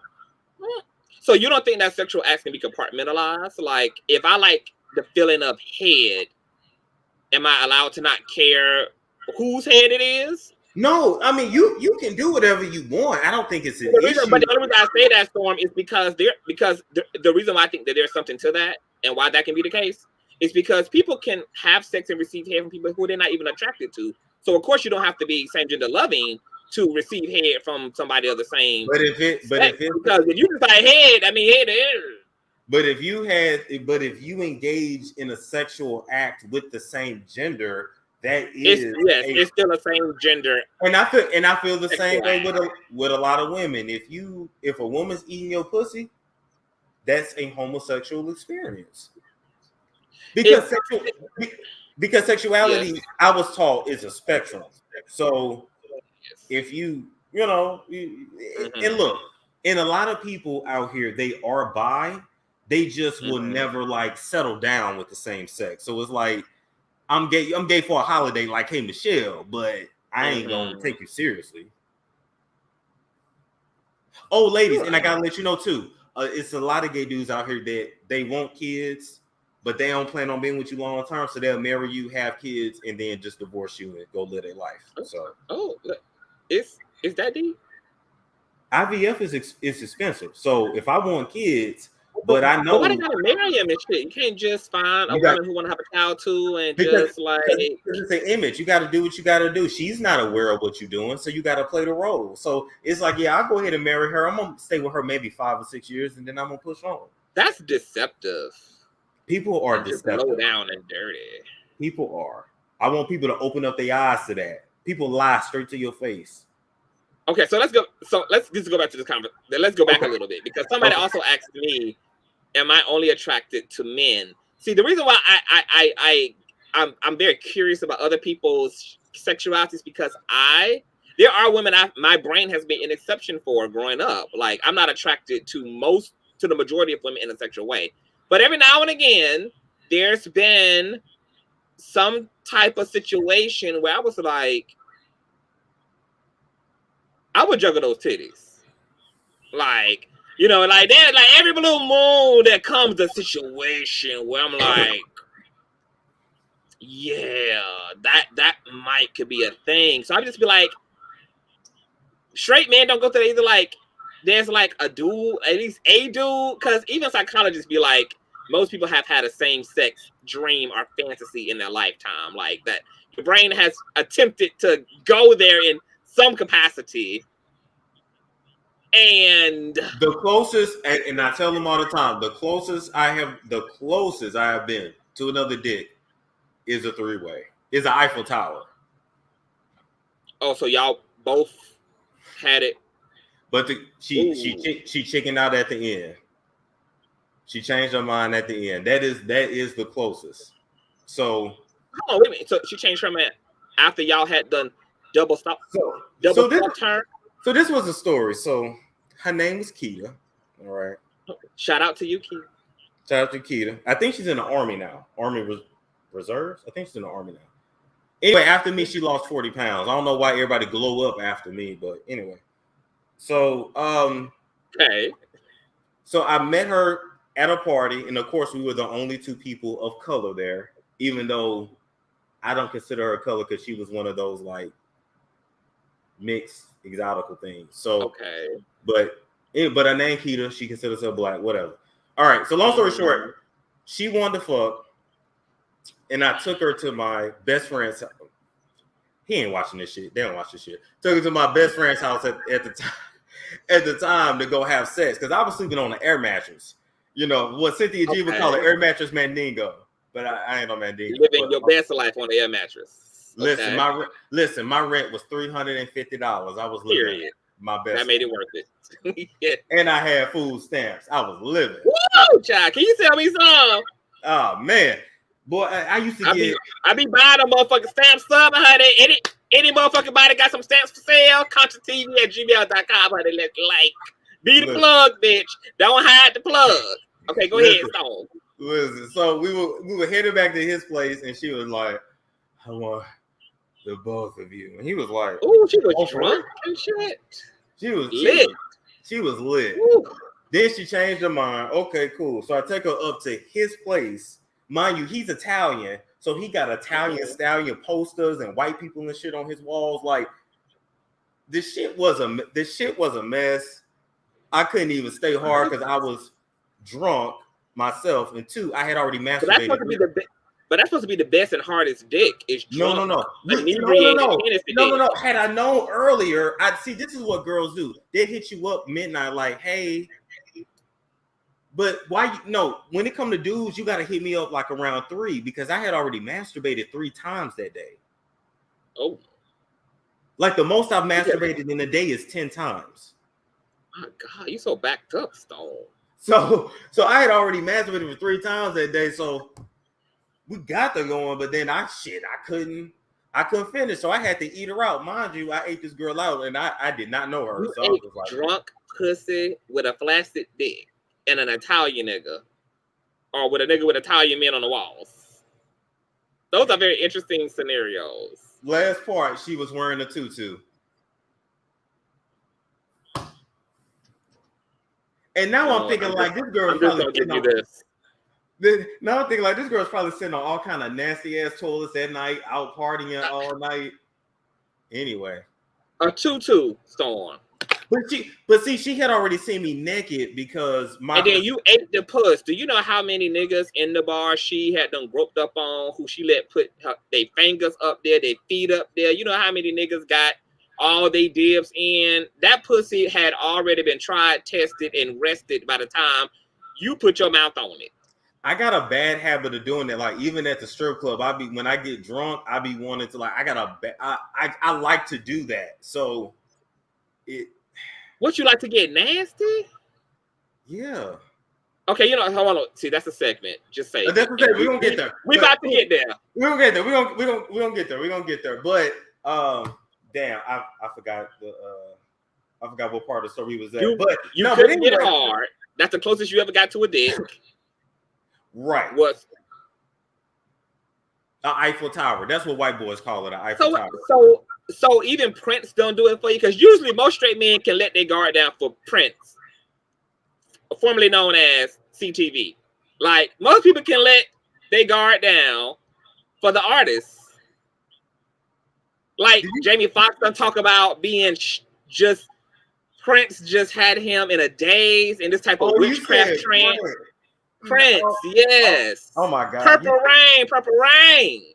Nah, not even Prince got that power. No, but he's not a girl. But here's my thing. I totally thought you said Prince, and I'm like, I don't look at Prince. That's not what I'm trying to look at. Well, I did say Prince.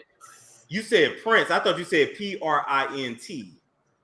Oh, Prince. I'm like, no, Prince. Purple Rain, Prince. No. Storm. No. Okay, so then how you feel? Because straight niggas love to tell gay niggas that we can't knock pussy till we try, but why they never thought that they gotta knock some ass some boy pussy and also clarify and verify? Why do you think it never goes both ways? Like, women be doing the same shit to gay men, like, you should try some snooch. I got some snooch for you in the refrigerator. You should come over and have a little bit of snooch, see what it do. You might like it. I'm like, have you ever had snooch? A lot of them have already Brenda? done it. A lot of them have already done it. They're called homo thugs.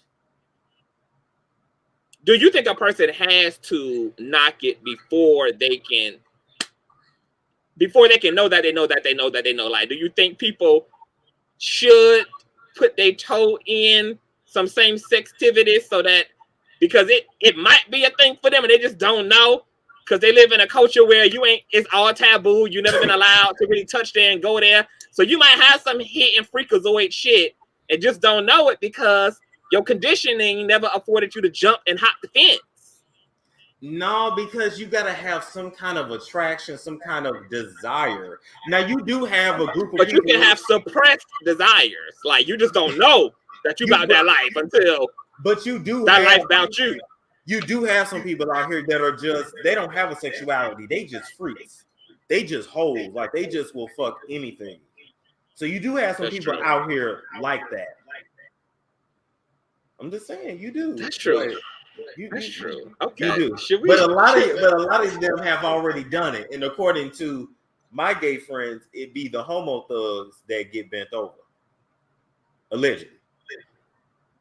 Well, I've had my fair share of dilly dabbling in puss. Like, I done felt around on the front yard, and I done sucked on some titties. I done, felt around underground and stuff. And I done, hunched and roughhoused and, embodied my toxic masculinity and stuff in the shack. But I am looking to push my brain to go to deep dive into some pussy. Like, I want to go all the way. I want to boldly go where this particular gay man has not ever gone before. Like, I want to go deep space diving off into a woman palm. You want to try it. You want to try it. I do, because I just want to. I'm just like, I mean, why not? Like, women are sexy. Like, why let homosexuality stop me from some pussy? So you would need a bisexual girl most likely to do that. So what's really weird about me is that straight women love me. Like, every day, straight women are throwing their draws. Straight women are just like, girl, I got some pussy for you. Like, what's up? Like, and I just feel like, okay. Now let me maybe ask we can start off with a threesome involving a man. Like, let me get my engine riled up, and maybe I need a male body there. Get the engine going, and then we can get into some teens and some teens. But let me ask you something. So as she rides you, are you guys gonna pull each other's hair? Yeah, we can pull each other's bundles. It's okay. Like, women you would be surprised. Like, women be with all of that, like, shit. Like, women, like, want a nigga doing his makeup in the mirror with them. And, like, women love feminine men. They do. Like, I wouldn't believe it if I weren't getting and didn't get the type of attention I do from women. Women be, like, really with the shit. It's funny as hell to me, too. I just feel like, my God. But see, this is the thing about women. I think because women have more of a capacity to be pansexual and bisexual, that, of course, they're able to appreciate their own features even on men as well. Okay. I think, women are just more fluid, which allows them to just be able to appreciate all type of variations of features on men. Now, since you already done took it nasty, do you know what time it is? Oh shit! It's that time. Remember that segment, honey, that I warned y'all about earlier on. Ooh. Do y'all remember?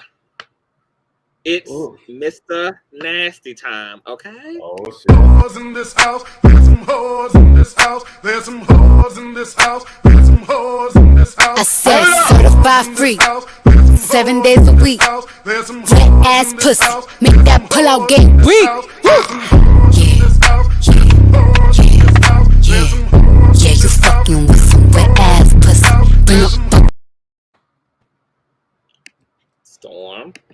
Let's get to it. Now, don't say I didn't give people time to haul ass, okay? Okay. If you ain't grown, grown, you gotta get out of here.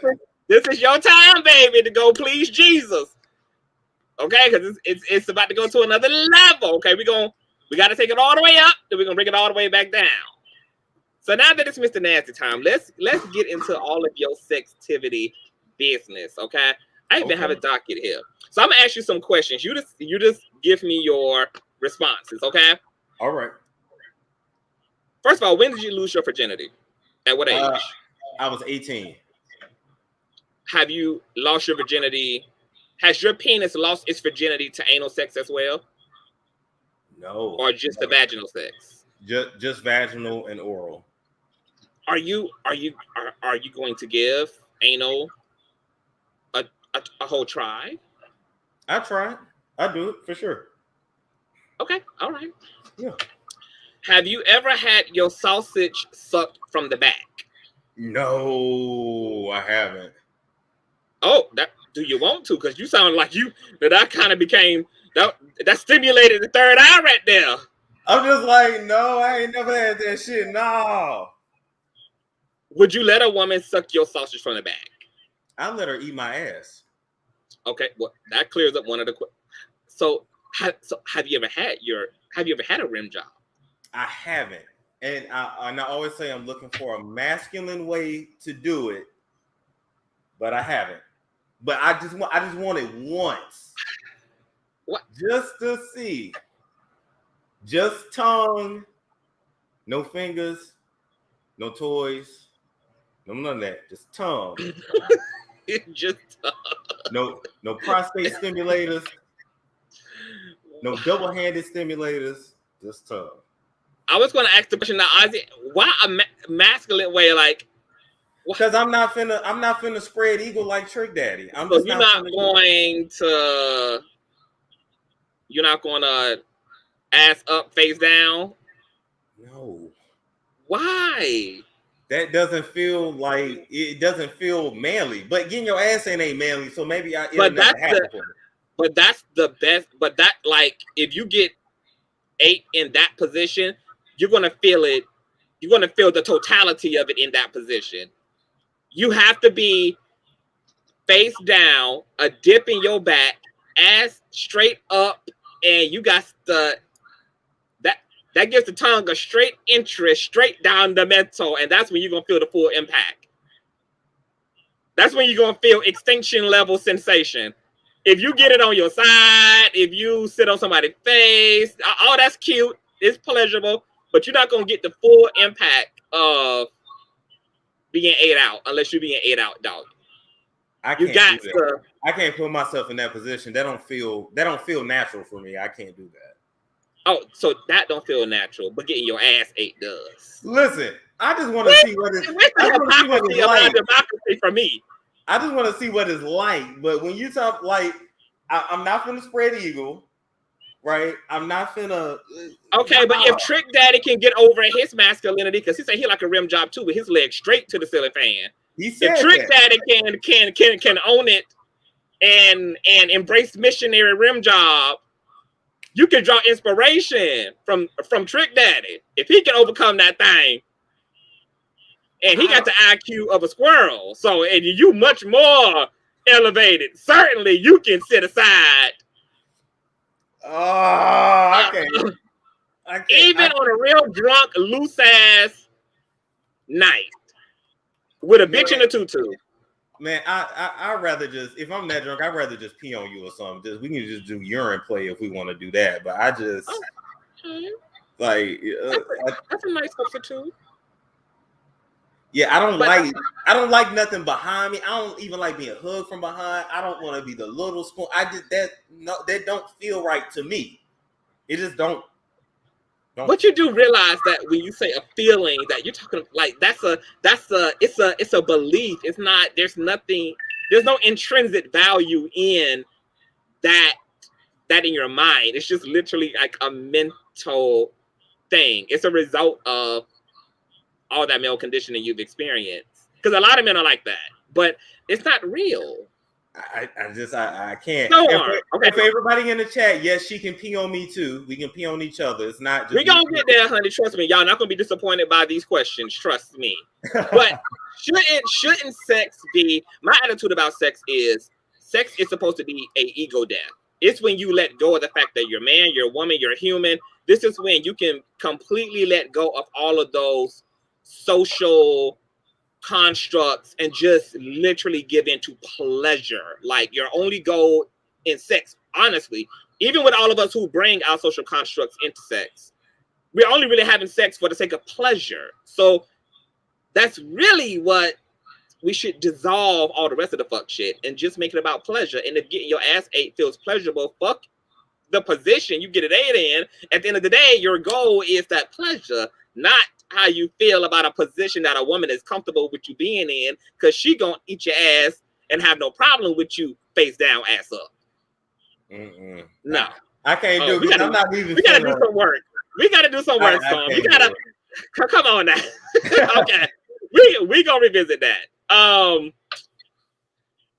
So you already said you're not letting a motherfucker massage your prostate, so that's out. Do you like soft, dainty Christian sex or wild, sinful Luciferian fucking? Damn. I mean, and I just got back into it, so it ain't like I just been doing it for years. However, I've been more like I've been enjoying the thrill of like going to the sex club, the escorts, like the thrill of not really knowing who it is that I'm having sex with. So is it really about that, or do you like the escorts because there's like a privacy, a security in? No, they could blast the fuck out of me. They got my cash up and everything. They could blast the fuck out. But hold on, where you find your escorts at? Craigslist? You don't use like reputable escorting sites? No, they took the sexual encounter section off Craigslist years ago, and then we had Backpage. There was Backpage, and then Backpage went away. So no, it's Escort Alligator, List Crawler, and there's a couple more. So yeah. So you like escorts because of the thrill of just anonymous. Yeah. But is it really anonymous? You get to choose your escort, right? Like, how does that work? You flip through who you wanna. They have ads, and you literally just scroll, and then they have their prices. They have their reviews. Sometimes they have links to their OnlyFans. They have reviews. Yeah, on Escort Alligator they have reviews. What? Yeah. Okay, stop paying attention to the chat because I see you. Yeah, look on the chat. What? Wait a minute. So, wow, so. You want me to show you? No, I don't. I want you to show me. Okay. No. I ain't gonna show you like nasty. I'm gonna show you. That's OnlyFans. No. No, just the website. Just the website. No. Okay. We in a pandemic. We don't need escort corona. Okay. Okay. See, that part where you got the goddamn variant from is messing with them goddamn alligator escorts and shit off whatever damn site that is. Okay. But you can have sex free of charge. So why pay for it? Because do you like paying for it too? I actually do like that, but I don't like. I guess it's the emotional part that I'm not looking for. You know, it's just I'm just not there now. So you know that an escort is going to do their job instead of like a regular person who might can get in their feelings, and you got to deal with all of that extra baggage. And they be cool as fuck. Like actually, the last one, she was actually a stripper. She literally told me like I just hook on the side. That's what she said, but they probably all say that. But like. It's just different. I feel so prude. I didn't know they had escort sites. I didn't. I mean, I knew like hookers had gone virtual, but I didn't know how like the infrastructure is set up. I have a lot of deep respect for sex workers because I love porn, and I'm like, girl, I can never shit on sex workers because. I mean, my God, porn stars have given me like really great material, you know, through my teenage years. So I just got mad respect from these professional fuckers. Listen, they do the thing. And y'all know, like that's what I want to do. Like I want to be able to have sex in front of a group of people. Like I want to do that.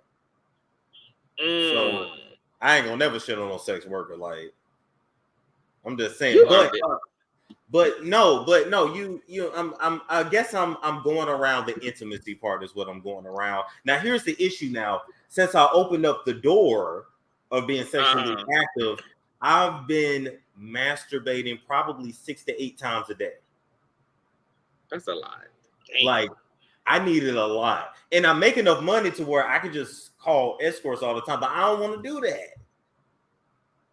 So I'm gonna have to settle down. I'm gonna have to. Somebody made a good point that you are paying for them to leave also. Like, oh well, yeah. You paying, all right, girl. I done shot your club up. Goodbye. Yes. He must be packing if he want to go live. No, I ain't even got it like that. I just want people to watch. It's the exhibitionists of it. I already told y'all my measurements. So I already told y'all that. I just want people. I have this. It's like a fantasy. Because imagine being able to just have sex in front of everybody. Like you don't get. I don't want to have sex in front of. That'd be like that's so nerve wracking. Like. But see if you can get past. Fuck me on my good side. Like I gotta, like I want to be caught at a certain angle. And I ain't sure about that. You can't control none of that when you got an audience. I ain't sure. They got a whole 360 view. What's the measurement? So I measured it from the top and from the side. So I read that the correct way was from the top. So from the top is 7 inches. From the side, it's 7.5. And I'm gonna go with the top because I think that's the right way to actually measure it. 7.5. Depending on which side, but that's the correct way to actually measure. So you do got some women and some gay men who are size queens. I'm not. I prefer 6 to 8 is just that's enough. Other than that, to me, you being greedy. All this. 10, I'm not 11, trying to put life insurance on my pussy. I'm not trying to. I shouldn't have to have burial insurance for my goddamn pussy because you want to be mandingo in a bitch. I'm not putting my pussy through this. And I'm damn sure not going to be in a relationship to no big dick nigga because when this relationship is over and you don't want my goddamn coochie out like this, it's nothing left for the nigga who I got to continue to serve for the next several years, girl. So I'm just not going to do all that to me, okay? Puss is equity, honey. I'm just not doing it. That's for me. Okay, on to more stuff. Okay. What is your favorite sexual position? Doggy missionary, you like reverse cowgirl, like how you get it. Hold on, before you answer that, Latoya, I gathered y'all ponytail before this segment entered. I said this is the Mr. Nasty Time segment. That means that anybody can carry them and their baby hairs on to sleep. Okay, this is what we're gonna be talking about until the questionnaire for Mr. Nasty Time segment is done, okay? Even when people give y'all disclaimers, even when folk give y'all time to haul ass, even when folk tell y'all what's about to happen, you still sit your ass here, talk shit, complain, and everything else. Yes, this is what we're going to be talking about for the next several minutes. Okay, favorite position, so go ahead. Okay, so let me see if I got something I can demonstrate. Hold on, let me grab these pants. Storm about to put on a whole goddamn display for y'all. So, okay. I'm here. The legs are up like this. And you pin them back. Whatever that's called, I like that. But here's the other part. Then I want to look you right in your eyes. And take your breath.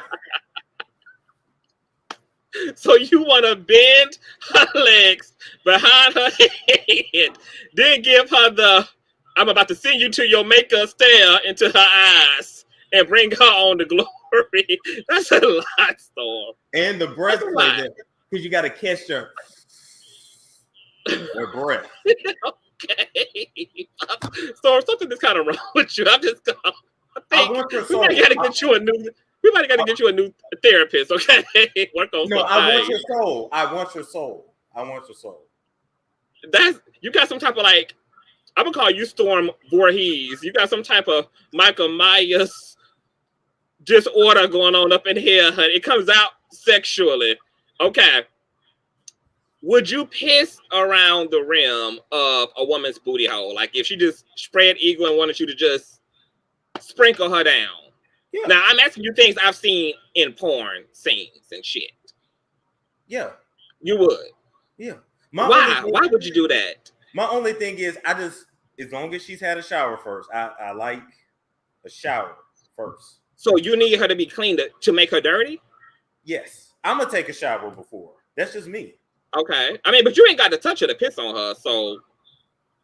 Listen. Ass eating, nothing wrong with it. Okay. All right. Especially when I'm drunk. Okay. Do you prefer a creamer or a squirter? I'm going to say creamer because I've never seen squirting in person. Do you want to experience squirt? Yeah, I'll drink it. I mean, whatever. But I haven't. You would drink? You know what? I think we are okay. I'm just saying, you can squirt right here. I'm gonna do, but I have never seen that in person. And you would drink it as well. Yes. Storm, I have to interview your parents. I need to know what they transferred into you. This started with them. Look, I'll tell you this about my parents. My parents believe in having sex every day in a relationship. Oh my God. Okay. Would you ever let a girl ride you reverse missionary? Now that's going to be a very feminine position for you. It's when you cock your legs up and she sits like she riding you. Yes, and she's riding you with you in that position with your legs. But she's riding me facing that way. No, and forward. She's going to have you kind of on your back with your legs up in the air, and she's going to sit like in your lap behind your leg. It's going to be a very spread eagle situation for you.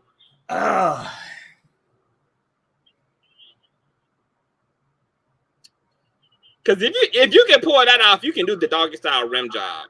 I would still rather do that versus the doggy rim job. Maybe because you already feel like you're already committing to enough femininity by even getting ate out, and then to have to be bumped over, it's just like too much. Like you converted way too far over, but it's not. It's still just a rim job in doggy. That's it. Okay. Do you like dirty talk, loud moaning, or quiet, sensual, safe sex? Or do you want a screaming Cinderella? Not necessarily screaming, but I want to hear like, take this shit. Like, I don't mind some degrading, a little bit. But I want to hear like, take this shit, nigga. Like, take this shit. Okay, so you like dirty talking shit. You do want a chick I who can be want to give you this shit before take this shit. You weak motherfucker.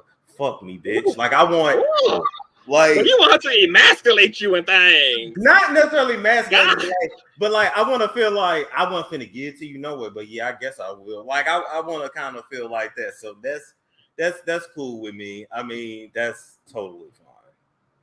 Okay, all right. That's you learn a lot about people through their sextivities. Okay, would you spit in or let someone spit in your mouth? That's a big thing in porn as well right now. It's two different kind of spits. So you got just the drool, and then you got the back of your throat. Don't give me the back of your throat. Just give me the drool. Storm, I need you to call your mama after this live. Tell her, email me, Consciouztv. I need an exclusive with Mama Monroe, like ASAP. Okay. If a woman wanted you to insert poppers into her snooch so that her pussy could sound like the Great Gatsby's fireworks show during sex, would you bow down and give her that? If she want that, but poppers open up the hole so much, like, am I gonna feel anything, or am I gonna be falling in it? Maybe it's just for her satisfaction. She just want a poppy, fireworky type of pussy on that night. I guess I'm gonna probably have to just jack off and finish. So you can finish in her. I mean, it's gonna be regular sex. It's just gonna be noisy, fireworky. But I thought poppers like bubble wrappy type of sex. Is it gonna have any grip still? Well, unless you put actual explosives in there, it should still retain its elasticity. Then yeah, It's just gonna be a noisy, bubbly type of sexual encounter. I would do it. I would just be praying she don't fuck me over because technically that's a drug. So don't T.I. and Now, Tiny. oh God, you know what? Don't do T.I. nor Tiny, okay? Where do you like to dump your man juice? Do you like to shoot up the club, or do you like a designated external spot on the ass, on the breast? Where do you like to relieve it all? Where does it get deposited? Well, I always have a condom on, but now I always do it off to the side because I'm not trying to like get nobody pregnant. But what I want to do is cream pie. Okay, so you want to, so you want to shoot the club up? Yes, I want to. Like, I want to put that pulsating feeling and feel. I want to do that shit. And now I'm not necessarily like a felcher, right? So I'm not gonna like suck it back out. I had a frat buddy that used to do that. He would come and he was white, right? Yes. Yeah. But I'm not a felcher, but I do want to do that. But you know, girls ain't on the pill no more like that. It's just it ain't gonna work.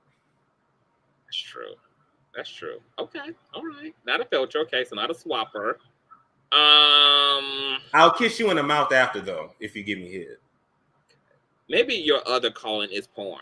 I'm just gonna say, sound like you might have maybe in the past. I don't know if you saw that in the past life regression was nasty 70s piece of porn style. Maybe you might have had some legendary history. Do you? Okay, you said you like dirty talk. I was going to ask you that. I asked you that already. If a woman wanted you to I already asked you that too. Okay. Oh, well, actually, that's actually the end of the Mr. Nasty Time Talk. I hope y'all enjoyed it. Now we can talk about God. Okay. I could have went further than that. But you can go further. We already been here for almost 2 hours though. We still got mess to get into. Okay. So it's just a lot. Okay, so let's transition on into God. Okay. Okay. Which makes it okay. Now, sexual energy is spiritual energy is all one and the same. This is why we scream God's name during an orgasm, because sex opens up all of your chakras simultaneously, which is why you feel you are experiencing heaven or the divine, and you call the divine's name at the point of climax because you've literally ascended and transcended, baby. The mind is literally suspended. Everything gets separated and are aligned like the planets and stars and shit at the point of climax. Oh, yes. Now, God, you talk about a lot of occultic shit, a lot of magical shit. What is your spirituality? Do you throw bones? Do you cast spells? Do you drink adrenochrome? Like, no. What goes on in the privacies of your worship space? I got a Bible in here and I have like a vision board. So I don't know if those two go against one another, but it is what it is. So what gets me is people think just because I interview a shaman, oh, you a shaman now. Like, no, I'm just cool with somebody who's a shaman. Like, I understand that in the Bible, in religion, period, is a lot that they left out. Yeah. And so things that are of this earth can also help us as well. And so if it's a crystal, I'll meditate with crystals on my chakras and focus on whatever my intentions are. And I don't see nothing wrong with that. I'm going to do a vision board. I don't see nothing wrong with that. You seen I had my meditation spray before we got on here and I set my intentions. I don't see nothing wrong with it. And listen, candle magic, I don't see nothing wrong with that either. I just don't. Do you utilize it? Do you utilize any of those mystical practices? Candle magic, affirmations, I didn't pretty much astral projection, remote viewing. Do you do Kundalini yoga, transcendental meditation? No, I ain't done all that shit. Now the astral projection I did one time. That shit was weird. That was a weird experience. That was a very weird experience. Yoga, I'm not deep into yoga, but I want to actually get deep into yoga. Meditation, definitely I'm an advocate for. Candle magic, that shit, you should be coming from everywhere. You like, what the oh damn. Oh damn. Okay. Maybe it was a spell that got you to this interview. You probably do. You probably do got my name on a damn candle somewhere, your ass in burn. I do have a nasty piece of altar. But this is, and see, I don't even have an altar. See, I don't even do that. But what a lot of people don't realize, they will sit there and say shit like, oh, I ain't fucking with no candles, but you like astrology. It's the same thing. Mm-hmm. You dealing with the earth and the planets and the stars and all that shit. So I always tell folks, until you let astrology go, don't say shit about no psychic, no medium, no candles, no nothing. Mm-hmm.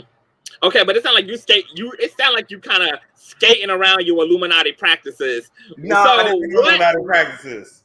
So what are your, like, what do you do? Like, first of all, do you believe in God? Yes.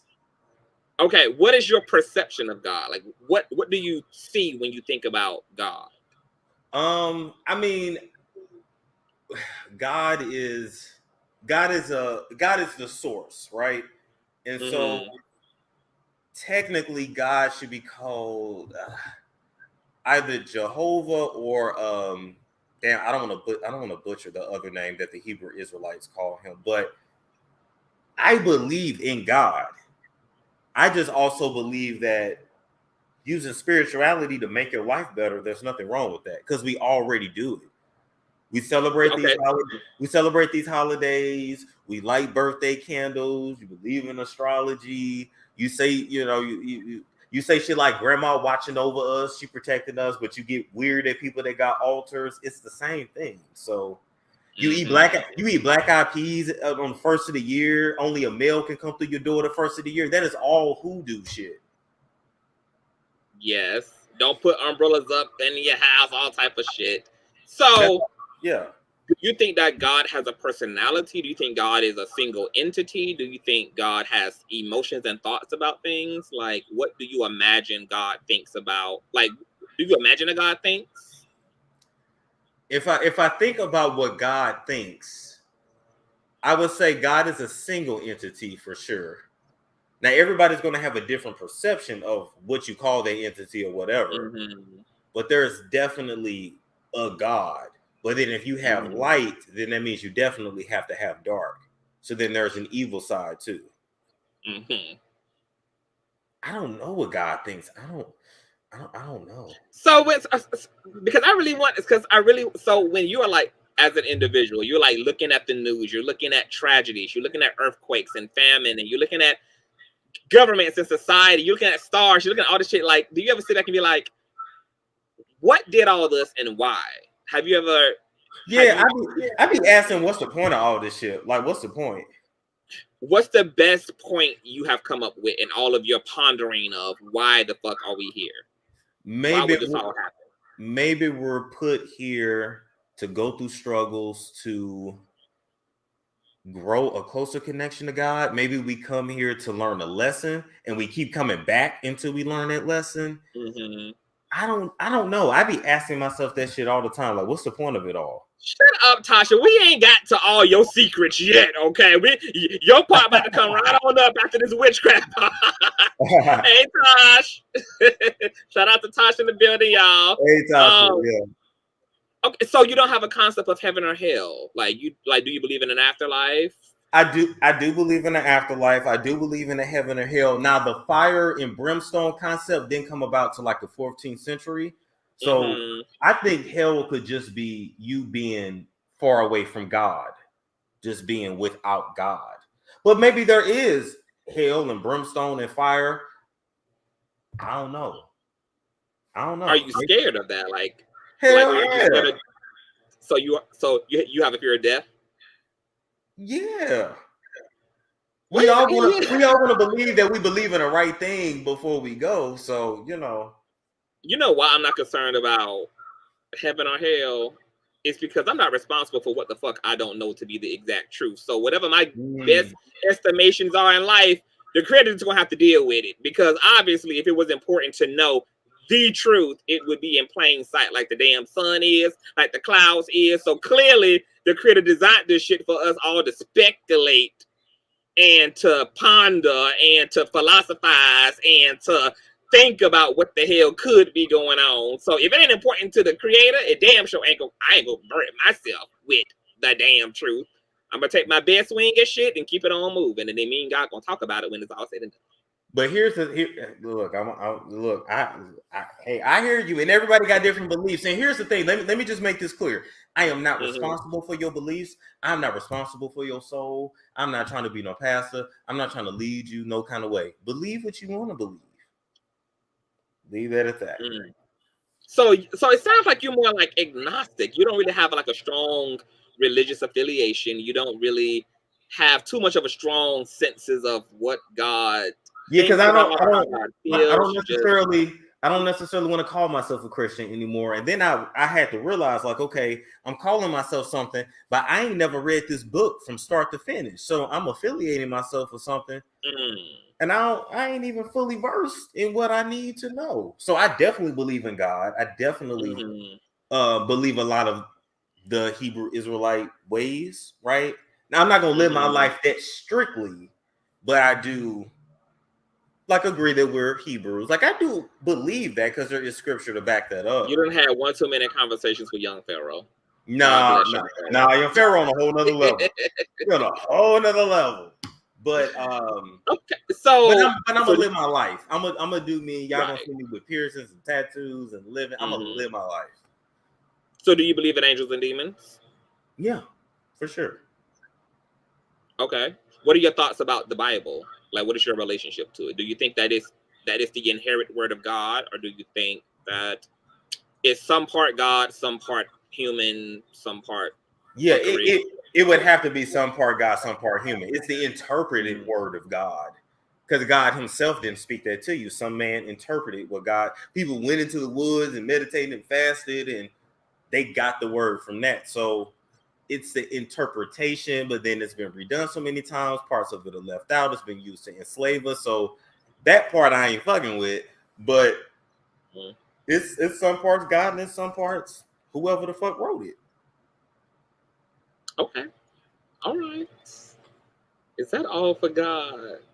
Okay. I think that but do you love God? Like I love God. Do you love God? Yes. Okay, wait a minute. Okay, so one more question before we get into the fucking mess that these low vibrating people is here for. Okay, they're here for all of that. Okay. What is your attitude toward Jesus? Like, do you think Jesus actually lived? Do you think that? Yes, his name is. I just don't believe his name was Jesus, but yeah, I do believe. Obviously, Yahshua, Emmanuel, etc. So you do believe it was real? Because the man that we worship, the Jesus that we worship, is like the homosexual lover of Caesar Borgia, whatever. So it's like even the worship of the so-called blonde-haired, blue-eyed Jesus is pretty much blasphemy. So I do believe Jesus, the Son of God did walk the earth. It's just his name was Jesus. I think we're gonna get to heaven and he's gonna be like, why y'all call me Jesus? Like that's not my name, bitch. Like that's not my name. So I'm just saying. So you also do believe the claims about Jesus, that he was God, that he died for our sins, that he rose again, that he ascended into heaven. You believe all of that stuff happened and is true. Yes, his name just wasn't Jesus. Okay. So then do you identify as a Christian? Because you can't. Or what are you, like a Christian agnostic?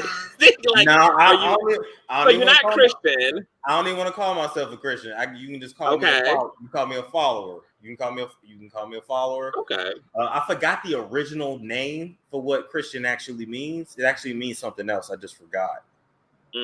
But because I have a Hebrew Israelite Bible too, and when I read that, I'm like, oh, it resonates more. But I can't live that strict of a lifestyle. Like that lifestyle is super strict. Okay, all right, that's very interesting.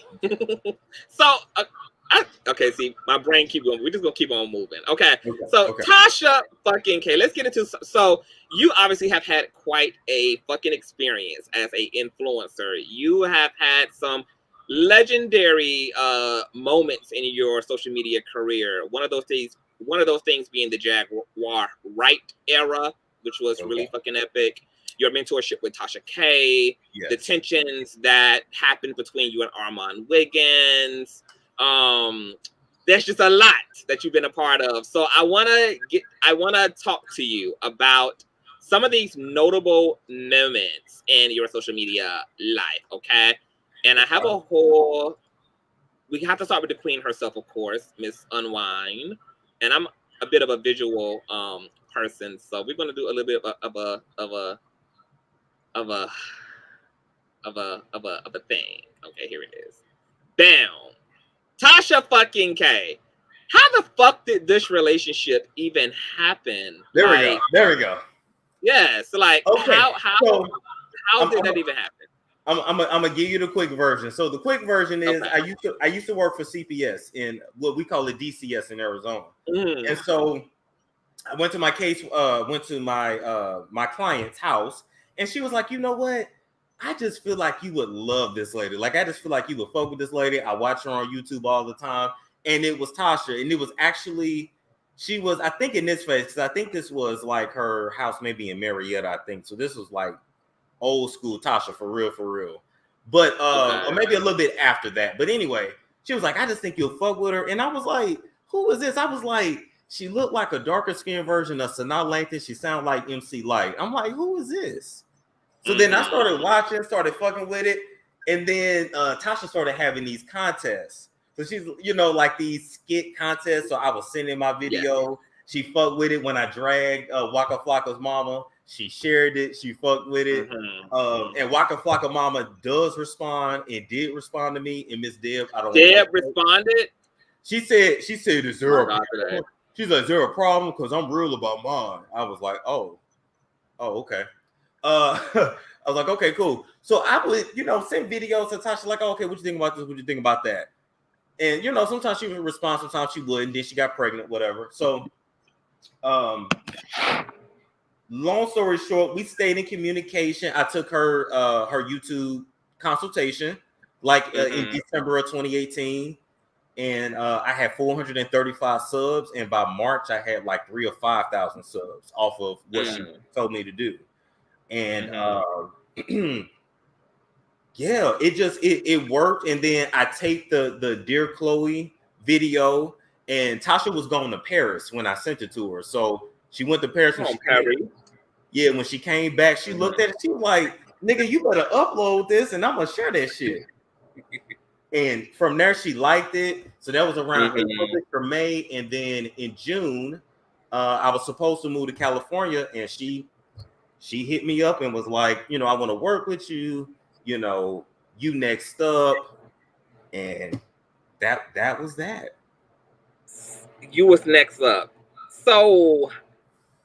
did y'all ever when did the conversation happen around her involvement in your social media? Like, when did you realize she's really fucking with me?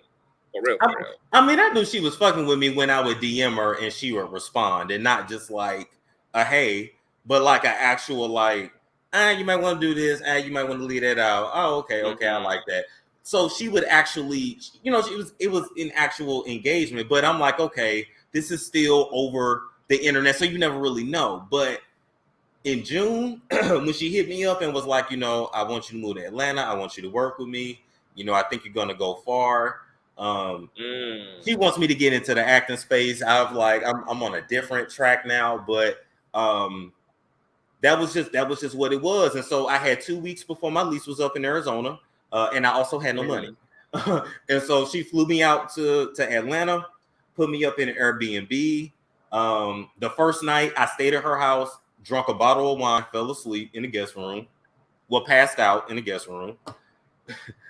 left like 6 a.m. Because when you meet people that are influencers, celebrities, or whatever, I'm like, I don't know if she finna have a sex grunge. I don't know what's finna be in this basement. But it was no, for real. Because I'm a conspiracy theorist, so I ain't know. But listen, and you thought that Tasha was about that sex orgy life? No, I didn't know what to expect. But she was hella cool. I seen her in person. I was like, damn, her titties big as fuck. But she was pregnant. I was like, damn, her titties They are big as fuck. They big as fuck. I like a big titty, a drunk No, woman. I'm just saying. I was like, damn, her titties big as fuck. But she is, she was pregnant. So we went downstairs and she showed me, around, and it was just hella cool. And we went to what I think season 52. Yeah, it was cool. It was cool. So did you ever live in her basement? Did you ever live in the house at any point in time? No. The running joke was that I was the dick sucking babysitter. Whoop! Not dick sucking babysitter. Dick sucking babysitter. Listen. Is that what it was given? Jesus. Listen, I never lived in her basement. Now, to be very clear, her basement in her old house was bigger than some people's houses. Let's be very clear. I could have lived in her basement and been very comfortable. But that was not what it was. Now, did she offer me if I needed it? Fuck yeah. But nah, I never took her up on that. Okay.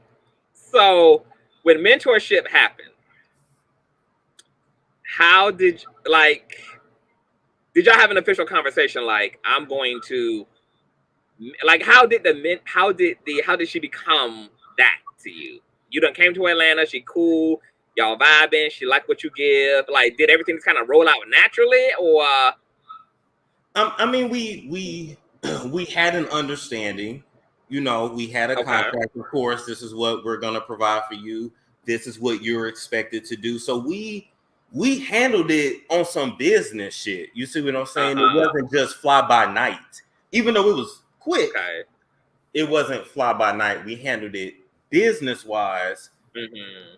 Shit, and then once I got here, I just had to handle business. She had she had a baby a few weeks after I got here, I think, because that was July of 2019. So yeah, I had to do what I had to do. Were you nervous? Because first of all, you have this very successful media mogul who is taking you under her reign. Did that make you feel insecure? Like, can I live up to this? This is a lot to. No, there's a lot of expectation here. I was nervous as shit. I was nervous. Okay. I was nervous as shit because we know how the winos is anyway. They like the beehive. Like you gotta earn their trust. And they did make you earn it, honey. They gave you a hard time initially. Listen, so I'm just saying it was just like, well, damn. But no matter what. But the hell with. But the winos aside, were you afraid to also possibly get mollywop all up inside your head because you was associated with Tasha, who a lot of people wanted to mollywop all inside her head too? No.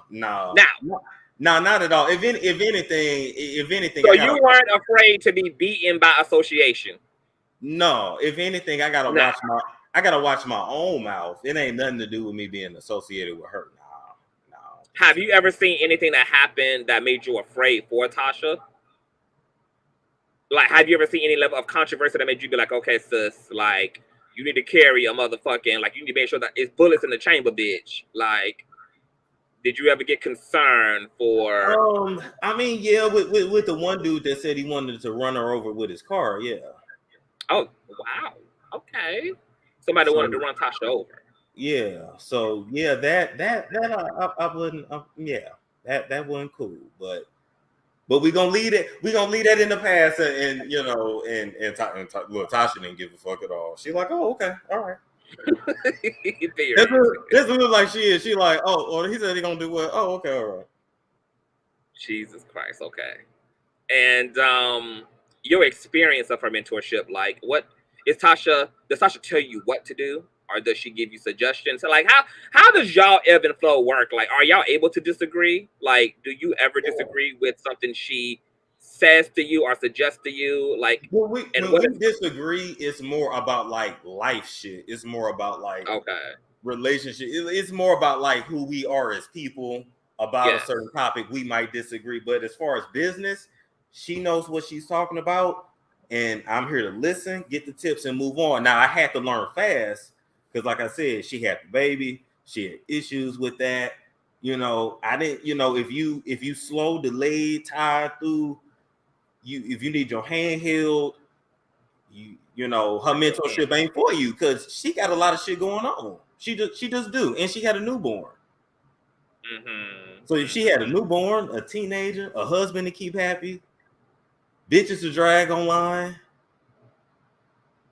just saying, it was it was a lot. So I had to get in. Hey, I had to get in. Oh, what? I got an hour to learn how to edit. Okay, cool, and I got to move on. Okay. And before we move on from Tasha, I kind of actually forgot what the fuck I was about to say, which was right there on the edge of my fucking brain. You want to ask about Jaguar? Oh, I wanted to ask you about the whole. No, we definitely gonna get to that. But this whole mentorship shit, like, I know I asked you this over the weekend, but I want to ask you this again. Like, do you feel you would have still got here without Tasha K's mentorship? It would have took a lot of time. It would have took some years because she basically knocked out a lot of the mistakes that I was making. She knocked out a lot of the silly things that we do when we start a channel, the stuff we doing that ain't really working, that we don't understand, that ain't working, and why it ain't working. She knocked that shit out. So she cut down years. And when I tell you I don't feel bad about cutting down years, I don't feel bad at all. Not okay. First of all, let me gather your motherfucking ponytail Chicago clout. It seems that you forgot that the name of the platform is Consciouztv, not Chicago clout chasing heathen bitch. When I get to Jaguar Hudson, we'll get to Jaguar Hudson. Now, if you have a preference in terms of how you want to conduct and the amount of time you want to spend per subject, boo, you are more than welcome to create a Google's email account and set up a goddamn platform, baby, and then maybe you can get Mr. Monroe to come over to your shit, baby, and then you can control the speed and the ebb and the flow and the gravity of any dialogue that you wants to have with the man, baby, okay? Now, maybe you need to put them CVS ass drained bifocals on, baby, because I think that the platform still reads Consciouztv and not Chicago clout motherfucking chaser. Do we have an understanding? Oh, okay, Mod, if that bitch get out of hand, dump that bitch's body in the river. Okay? Now, woo. With Tasha K. Yes. And you know, it's this here. Okay. How did this happen? There's a lot of theories on social media about you and Armon's relationship. I need to know, from your perspective, who started the shit, who finished the shit, and I want you to also speak to, did Tasha ever have any hands in putting you up to beefing and strifing with Armon Wiggins, or was that all Mr. Monroe? Well, listen, I'm gonna say he definitely finished that shit. He finished it for sure, and that shit was epic. He definitely finished that shit. Who started it? I thought I did. I ain't gonna front. You know what? Hold on. So let me give you your roses. That's really fucking manly and real adult of you. That's real fucking honest. It takes a lot. That takes a lot. So kudos to you being able to take responsibility and say, I threw the first shot. Now, why did you throw? When I came in, my whole point was I was going to talk about whoever was trending at the time, and everybody know when I first started out, I was rough on everybody. I just was. I was dragging real bad. Y'all go watch them old videos. Listen, it was a mess. It was a mess.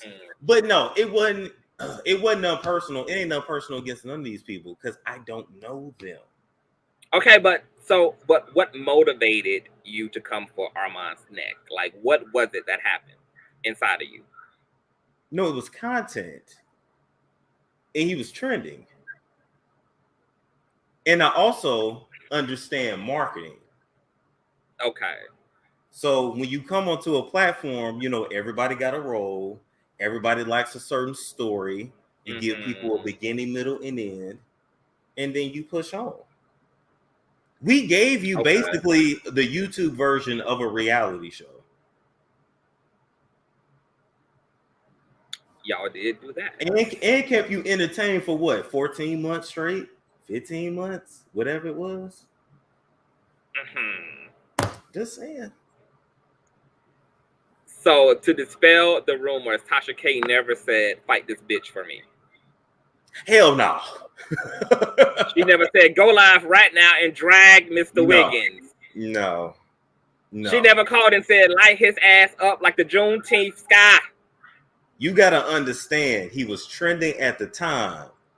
And I was talking about who was trending because he was way ahead of me at the time. Mm-hmm.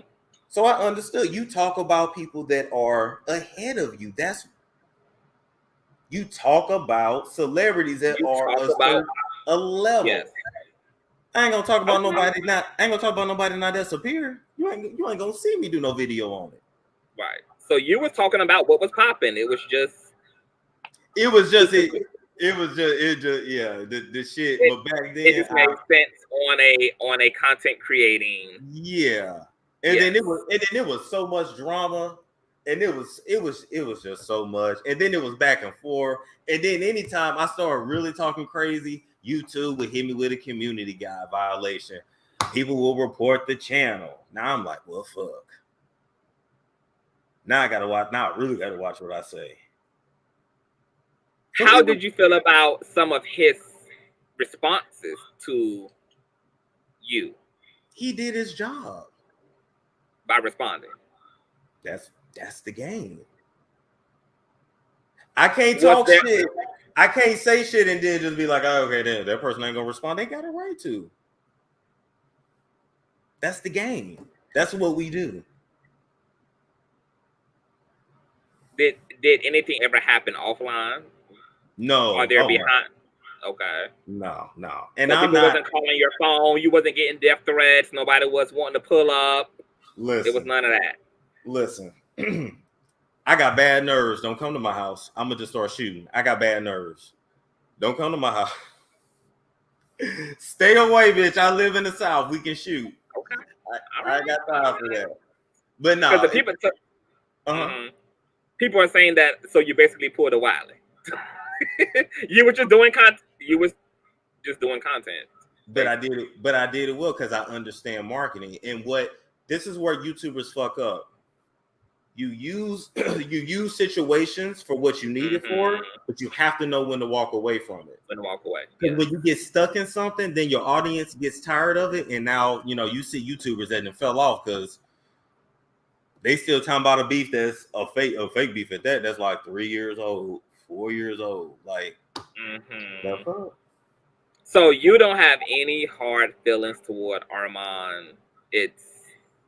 Y'all don't need to have a conversation. Y'all don't. There's no apologies per se. Like, do you feel anybody owes? Because obviously, Armon was, because of his proximity to Tasha, it seemed like there was like some sincere things happening on his end. That it wasn't just about content creating per se, but some of his personal was caught up in what was happening between him and Tasha. So, how do you feel about that? I'm gonna say I think I took it too far twice. Okay. I'm gonna say that. Now some people say, nah, if y'all just roasting each other, then hell ain't nothing, ain't nothing off limits. It is all fair game. But personally, I think I did twice. So I'm gonna own that. But no, when I tell y'all I'm not invested in this shit like that, it's a job. Okay. It's like, y'all remember when Whitney called into the show and read Wendy? Dragged her motherfucking toupee off the back of her goddamn neck. What could she say but just sit there and be like, bitch, you got me. What can you say? Yeah, I didn't have nothing to do with it, but it was trending, so I was gonna talk about it. And if y'all look at those old videos, I used to report on Tasha K. I reported on Lovely T. Well, why you ain't never report on me? Because I'm bigger and larger than all y'all. Like, y'all are small. Y'all are smaller content creators to me. So why was I'm a larger content creator than everybody up here? So I should have been making headways and things. Listen, I if you want me to do a video on you, I will. I do. talk about my Yes, experience I'm gonna here. need that. Yes. Yeah. Okay, so we'll schedule that after this. Yes. So, but no, it's Mhm. I don't know that man. Okay. I just think the people want it to be, and I get it. It's Tasha K's mentee. Oh shit. Listen. Yeah, because you know that you weren't going to be able to go in on him without it being connected to Of course. Tasha and people feeling like you were the puppeteer and she was vicariously living through you going for him, but none of that was even the case. She can defend herself. She don't need. Yeah, y'all know that lady will come on her backup channel and drag the fuck out of anybody. Mm-hmm. Oh yeah. Well, I got to see exactly what she's capable of on Christmas Day. Come on now. I'm just saying, even before Christmas, do y'all not remember her when she was drooling in the cup, in the glass with the hat? When she put on that hat, it's done. Mm-hmm. It's through. She put on that hat, it's through. What? So could you and Armon be friends? Like since wait. So since for you it's just content and that's your psychology, does that mean that you perceive the content creators who talk about you the same way? Like this is just them getting a bag and their numbers up. Like it ain't personal. Like are you able to make that separate from what they say about you and using you as content, or like how does that work? But I have to though, because I would be a hypocrite. I would be a hypocrite to say, nah, I don't want you talking about me, but I talk about celebrities. Mm-hmm. Y'all think these celebrities don't watch this shit? They got feelings too. They're people too. So I can't be like, nah, don't talk about me. Don't say shit about me. I don't care because you don't actually know me. Now, there are limits. Mm-hmm. There are times when people just start taking shit too far, and I'd be like, well, how in the fuck? Now, there's another person, and I'm going to just say this. The shit they was talking to me, now that was defamatory.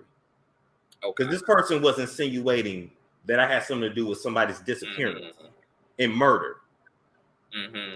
So don't cross a few lines. Don't cross a few lines, but other than that, that's the job we in. This is a job. Storm gonna get that money. Because let me ask you this. Keep this in mind. When I hit 100,000 subs, did I ever talk about a YouTuber again? No. You definitely declared that only celebrities, baby. If it ain't about a celebrity, kiss the crack of my ass in missionary style. Yes. Now, so just to double down on that a little bit. So the content creators who are talking about you, but not necessarily being defamatory, could, since you are able as a content creator to just let content be content and you understand it because you're a content creator too and you have been there and done that, is there a possibility for real solidarity and brotherhood or peership between you and those content creators? Like, could they hit you up and it be okay and it not be personal because they're just creating content and it's not personal? Or like, because I wanna know how real it is. Like, I want to know how your mindset is set up about it. Like, cause you're in the Armon Wiggins situation saying it's just content. It was never personal. I never had no person. I wasn't personally invested. I'm just being a commentator. So for a lot of these other content creators, they feel the same way. Like they're just commentating and it's just a job. It's just entertainment. It's just content. Could it be okay? Could they still show up in your chat? Could they hit you up behind the scenes? Could it be well?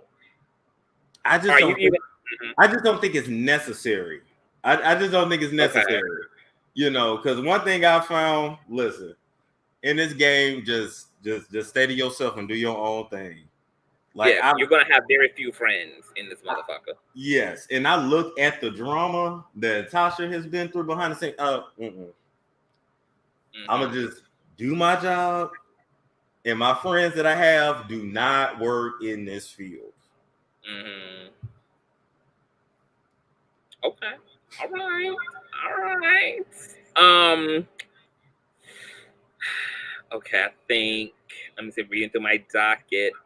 So just to close off the Armon segment.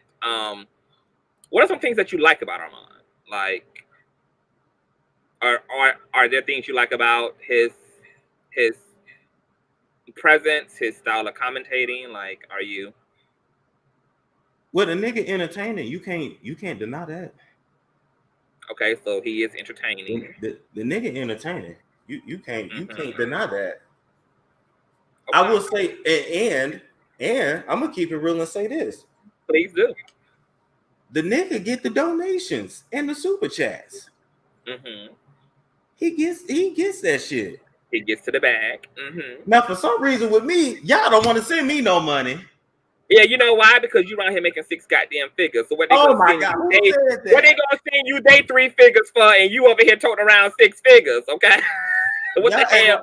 You don't need the coin. Yeah, but see, that's where black folks go wrong because they act like taxes ain't a thing, bills ain't a thing. When you making 6 figures, black folk expect you to be able to pay all 6 of your bills with them figures. But you got to keep the show going. Shit, you got to buy equipment. You got to do this. You got to keep the show going. So, are you saying to the storm chasers that you would appreciate if people would come out of the bra, out of the left titty, just a little bit more often? Listen, it wouldn't hurt to continue to support the channel through monetary contribution. Listen, there are times there have been shows where I'm like, okay, yeah, that show was all right. But then there are times when I'm giving you grade A Vegas show level entertainment. Send a nigga $1. Mm-hmm. Send a nigga $1. Mm-hmm. Okay, send storm chasers, send y'all nigga $1. Okay, send a nigga $1. And it's about 200,000 of y'all. So them dollars go a long way, storm chasers. Just on period. Okay, so one of your more notable moments, and first of all, I'm really happy to know that it's Water Under the Bridge, because that whole saga between you and Armon was really a saga. It was an era. So I'm glad to see that y'all entertained, and you kept us entertained. Yes, God. So I know all about that. So I'm glad y'all able to just let bygones be bygones. Now, one of your other more notable moments, yes, this is what I want to get into, was with Miss Jaguar Hudson. Oh. Now, am I the only goddamn person who think that Jennifer Hudson and Jaguar look just alike? Do y'all realize that this is Jennifer Hudson to the left and Jaguar to the right? You don't see it? I could kind of see it in the eyes. I can kind of see it in the eyes. The matte, the teethis area, the facial structure area. I can kind of see that. They're both attractive though, but I can kind of see that. I just think that these are lost sisters, honey. I see Jennifer Hudson. I think that Jaguar could be a stunt double for Miss Jaguar. Not a stunt double. So what happened here?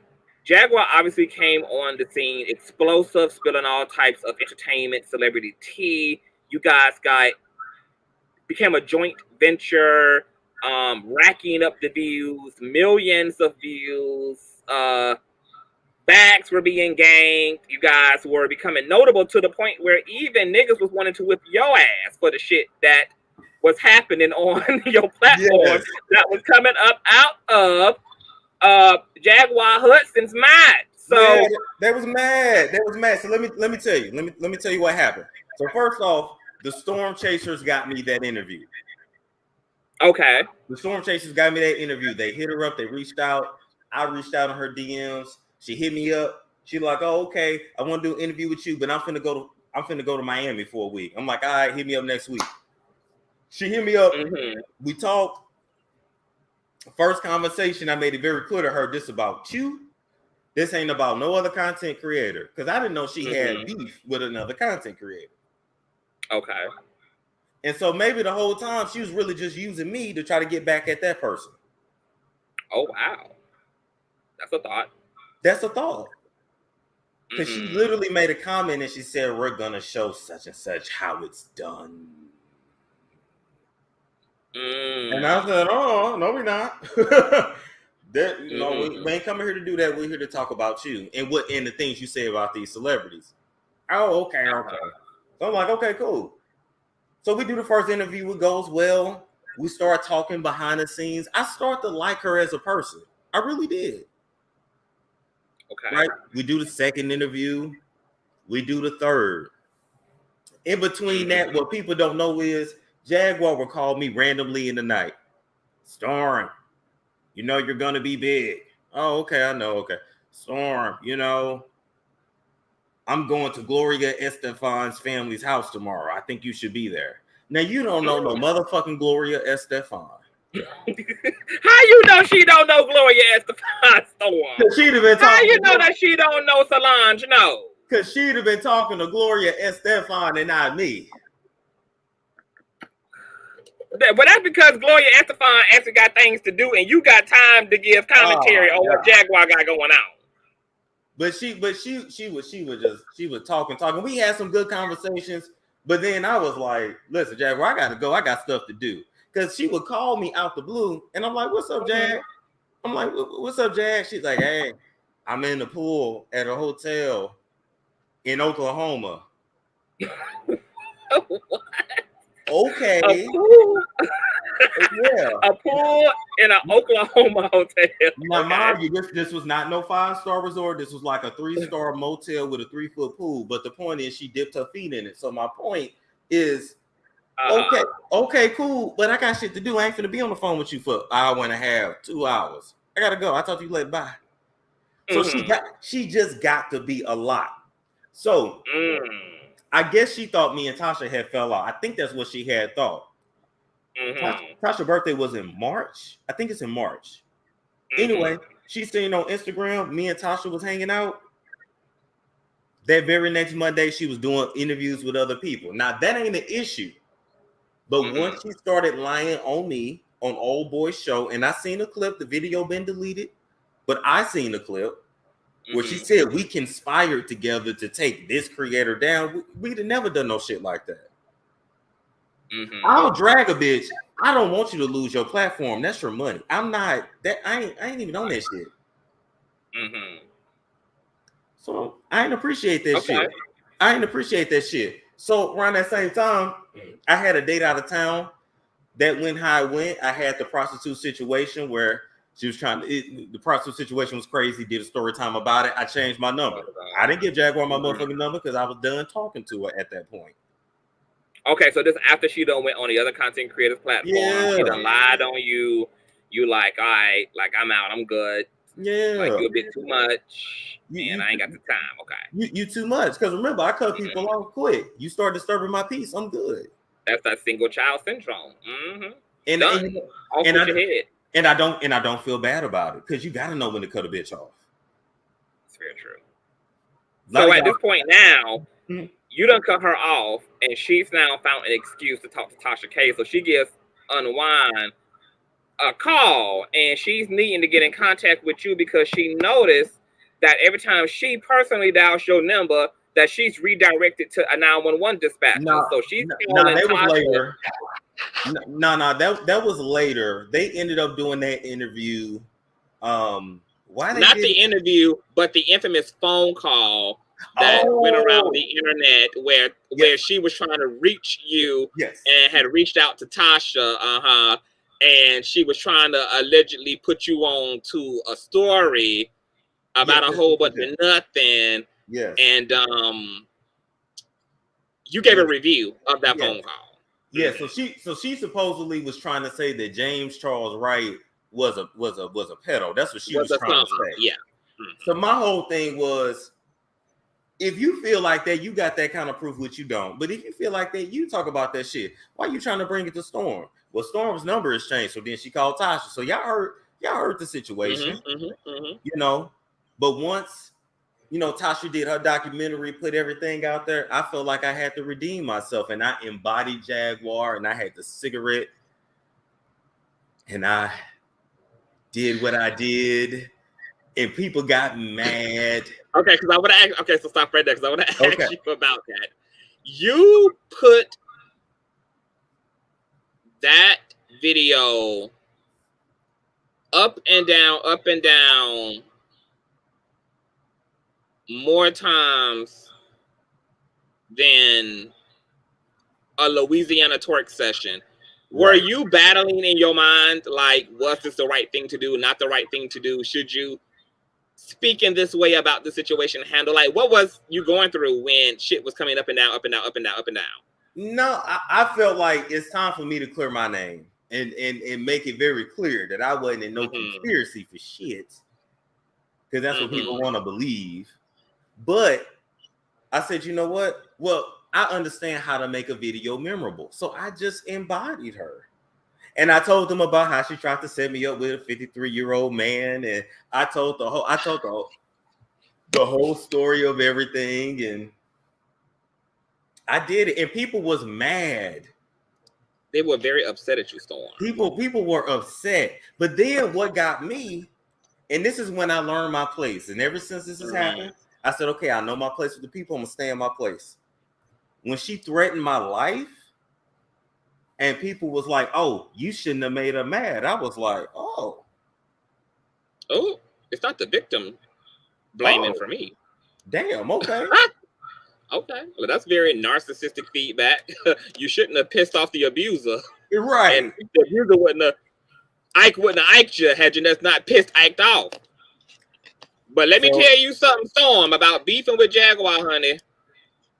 That bitch smokes a third of a Newport and wear Timberlands, okay? So I would have to get my goddamn brothers to jump that hole because, see, she gonna beat the fuck out your sisters and shit, honey. Like, you have to put some testosterone on this motherfucking Jaguar, baby. She get to coming for me, baby. I'm just gonna go find the Bloods and the Crips and things, honey. Let them do what they need to do. Listen. All I did was I went and got my I didn't get an AK. I got a AR-15. So I went and got my AR-15. I ended up moving because there was only one place where my address was public. And I called 911. I said, she come to my doorstep, I'm shooting. And the operator was like, okay. Wow. Okay. So with that being said, then, so let's rewind the tape back a little bit because you and her situation was so fucking multi-layered.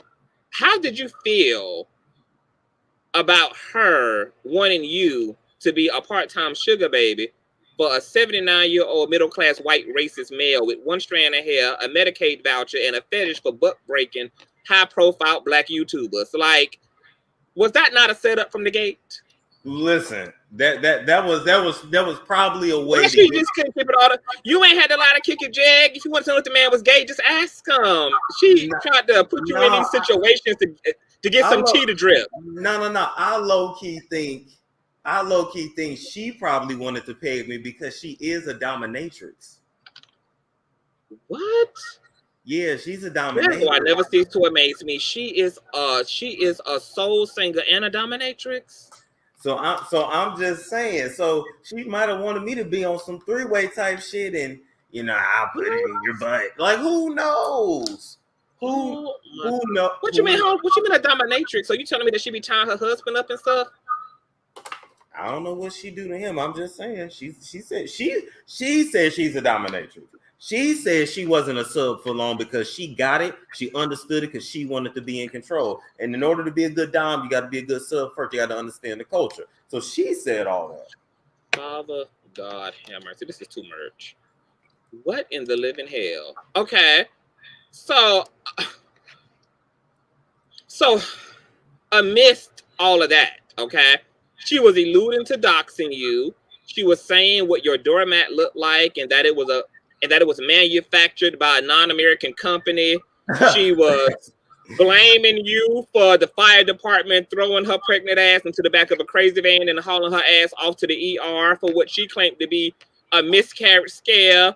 She was threatening to send people to whip your ass, saying that she thought you was gay and all this shit. Like, when you saw the video of her loud, live, and in goddamn color from the ER saying that y'all had put her health in the back of a goddamn ambulance, what was your thoughts? I was sitting there watching that video laughing at first until she said she was gonna kill me. And I said, not me. Oh, when she said, I'm at your house, Storm. First off, let's be clear. I got many houses that I've lived at because I keep it moving. But she went to the first. Some doxers. She went to the first apartments that I lived in when I went in Atlanta. The girl that she knew is her name is Monique. Tall, big titty lady. Tall, big titty lady that works, around some other celebs on a certain production company. But you might know Monique. You know where Monique stay, but you don't know where I stay. You knew the old apartment. You didn't know where I was at. You didn't know. So, but I don't know why she's worried about me being gay when Jaguar gay. Jaguar's bisexual.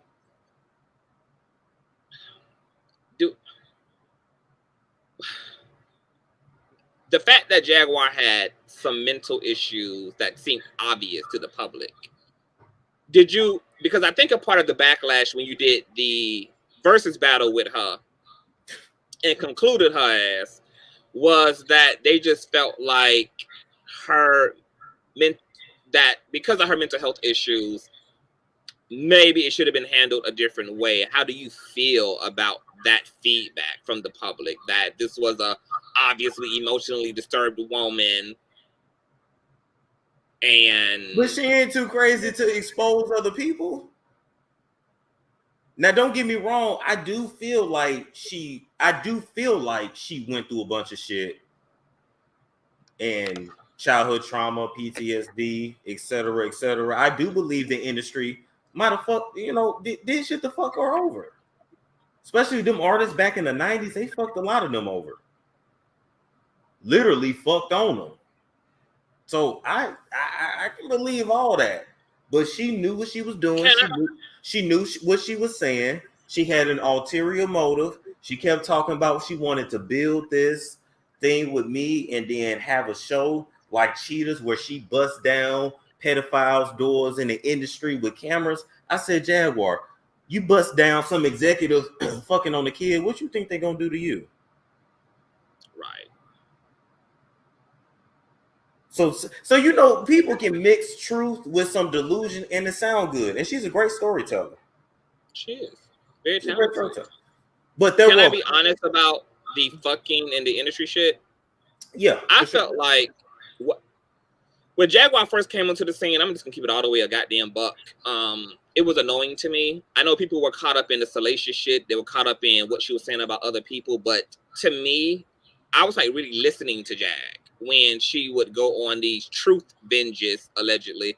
And one of the things that I found fascinating and what I perceived was that because she had a lot to say about Erykah Badu's pussy and Mary J. Blige's pussy and Alicia Keys' pussy and Jill Scott's pussy, it seemed to me that Jaguar was upset that everybody else's pussy had got them a Illuminati contract but her. And it seemed to me that she was more upset over the players instead of being upset over the game. And it's okay to be upset, but I felt like it was misdirected anger. Like if Mary J. Blige was busting it open for Bad Boys doing what she had to do or what she felt she had to do to get put the fuck on, like I felt like it wasn't her place to put Mary's pussy mileage out there. Because at the end of the day, the real problem ain't the people doing what they have to do to pussy pop and to get to where they need. It's this disparaging ass, patriarchal, toxic ass system that made women give themselves up in ways that were unfair just to have a shot at success. And so there could have been a very empowering way that Jaguar could have approached all of that instead of making it about the women who just were picked, who were chosen, who were just selected in a way that she was not. And yeah. I mean, if you look at it this way, you got a right to talk about what happened to you. But to bring up other people's shit, and they really ain't cool. Now people gonna say, well, Storm, you still put the video up. She talked about Mary J. Blige in the death row situation. Listen, I still got a job to do. I know y'all gonna watch, so it's gonna go up. Mm-hmm. But morally, is that right to do? No, because Mary J. Blige didn't do nothing to her. That's what I was trying to figure out. Like, Like, you talking about how Erykah Badu is fucking on windowsills and shit in her like second story apartment, and I'm just like, okay, her pussy got wings, yours didn't. That's still okay. Yeah. But you have to, like, it was really misguided. Like, girl, you didn't collect the clock from Flav, you didn't make it through semifinals, and you mad at the other contestants. Like, misdirected, girl. Like, misdirected. Like, address this male-dominated ass industry as a woman, and then use and allude to the other female artists who had to do things that were demoralizing. Yeah. To further expose the level of toxicity and patriarchy that was present in the industry. But you know, she went the total, you know, tell all way, and I was just like, Jaguar, we could really be having a real conversation, but you just want to be tabloid sensationalized, and maybe you don't know that there's a more empowering story and narrative to tell. Maybe you just don't know. Like, maybe you just lost in the sauce of it all. But that was just like very interesting to me. Well, I'll just say, I think that people also need to know. I used to tell Jaguar, start your own channel, start your own platform. You got a thing going. Write a book. Do this. Do that. Because I told her, I said, this is eventually gonna get old. So what you gonna do? What you gonna do after this? She's like, oh, I'm gonna rock with you. No, you need your own channel, Jag. I'll come over there and play with you, and we'll have fun, and people like us both together, because the magic was both of us. You know why the magic was? Y'all were the second best thing to Kaya and T.S. Madison, and y'all dynamics were very similar, where Jaguar was to Kaya, and you were like the softer, more humane, like, oh my God, no, Jag. Like, yes, in the situation, and it worked because of that contrast. That polarity was really dynamic between you both, and also some of the conversations that y'all had about the industry and brainwashing and mind control and all of those things were really interesting. Because as y'all see, a lot of that shit, it is real. You know, you see people coming out calling out Trey Songz. Kiki Palmer been told about Trey Songz. Like, a narcissistic nympho. Yeah, they be doing all kinds of shit in the game. So, look, I don't know, man. I think she could have took advantage of it and built her own thing. There were parts of her that I liked, but she just got to be too much. Could you ever do business with her again? Could y'all repair this? Is there a way to undo the damage that was done? No, we good. We good. God bless. My God. Jesus. Why though? Like what? Like what? I'm good. You good? I'm good. It's nothing against her, but I don't need to double back. Like, what are we gonna talk about?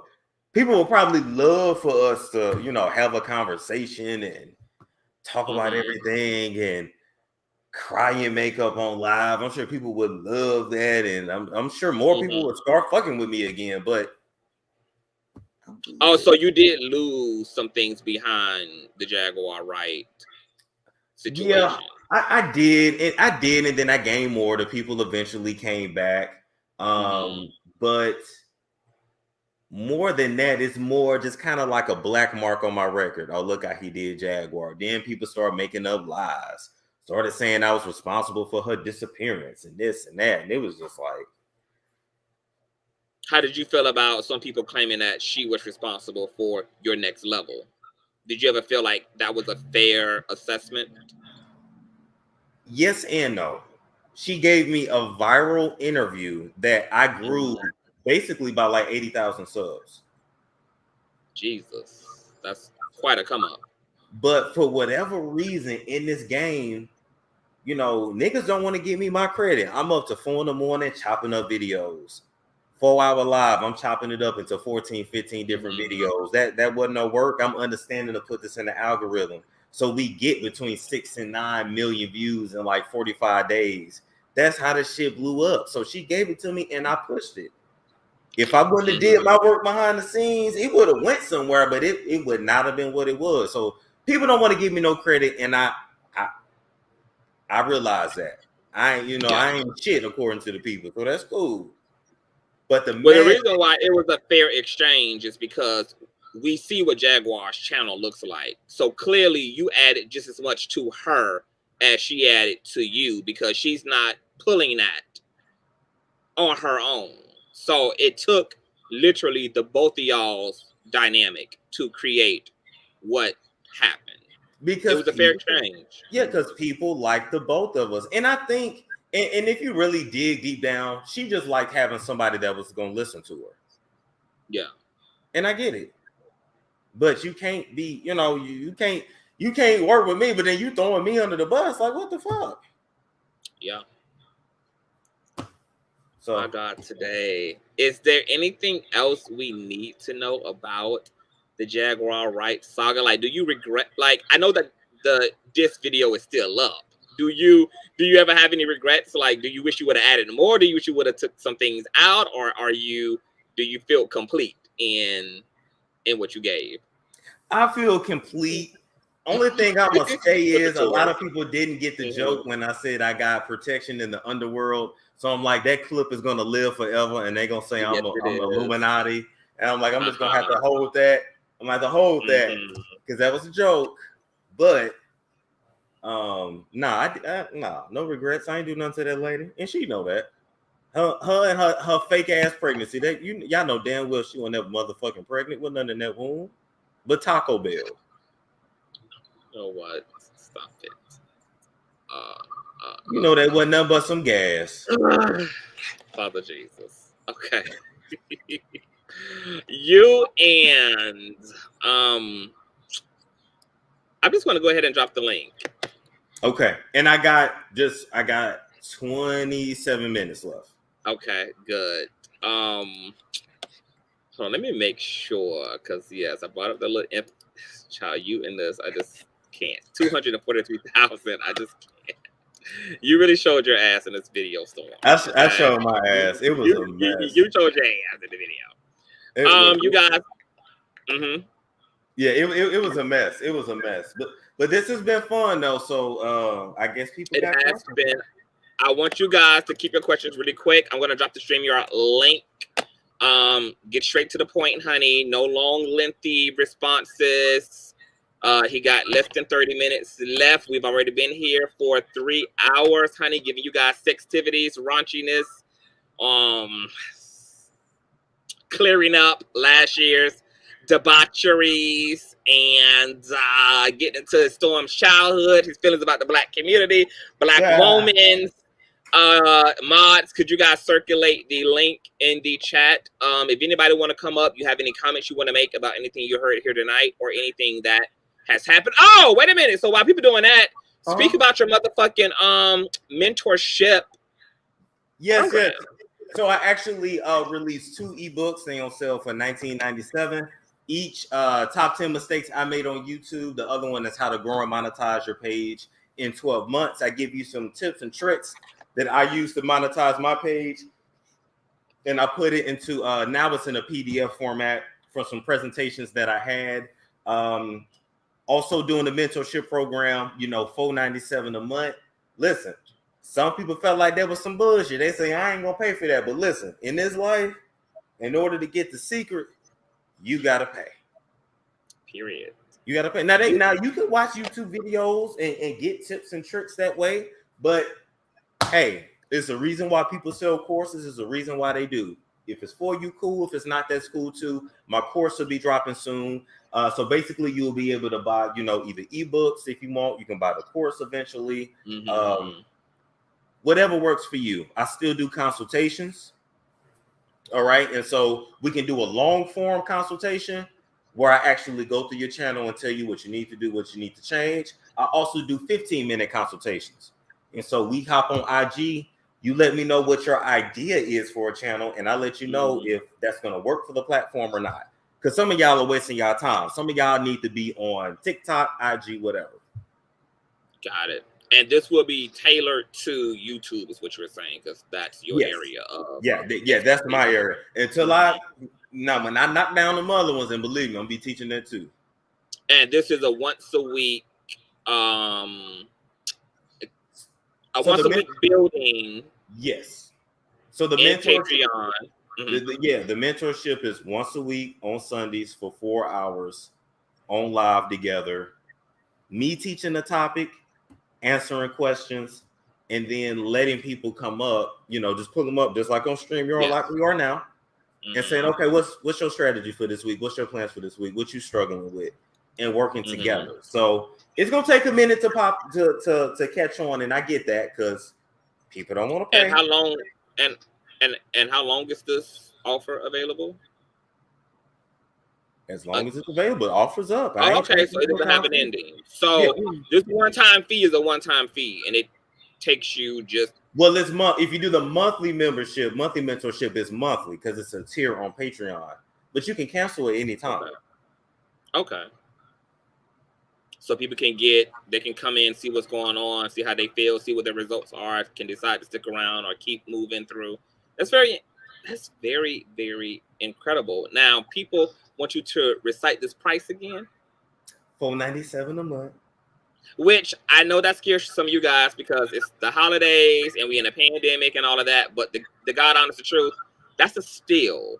Like white marketers and advertisers, like workshops and seminars run in the thousands, $1,300, $1,400, $1,500, $2,000 to sit up under knowledge. And it ain't even this hands-on. There's actually a hands-on approach to what Storm is offering. And he's a man who has actually made it and can speak for his works.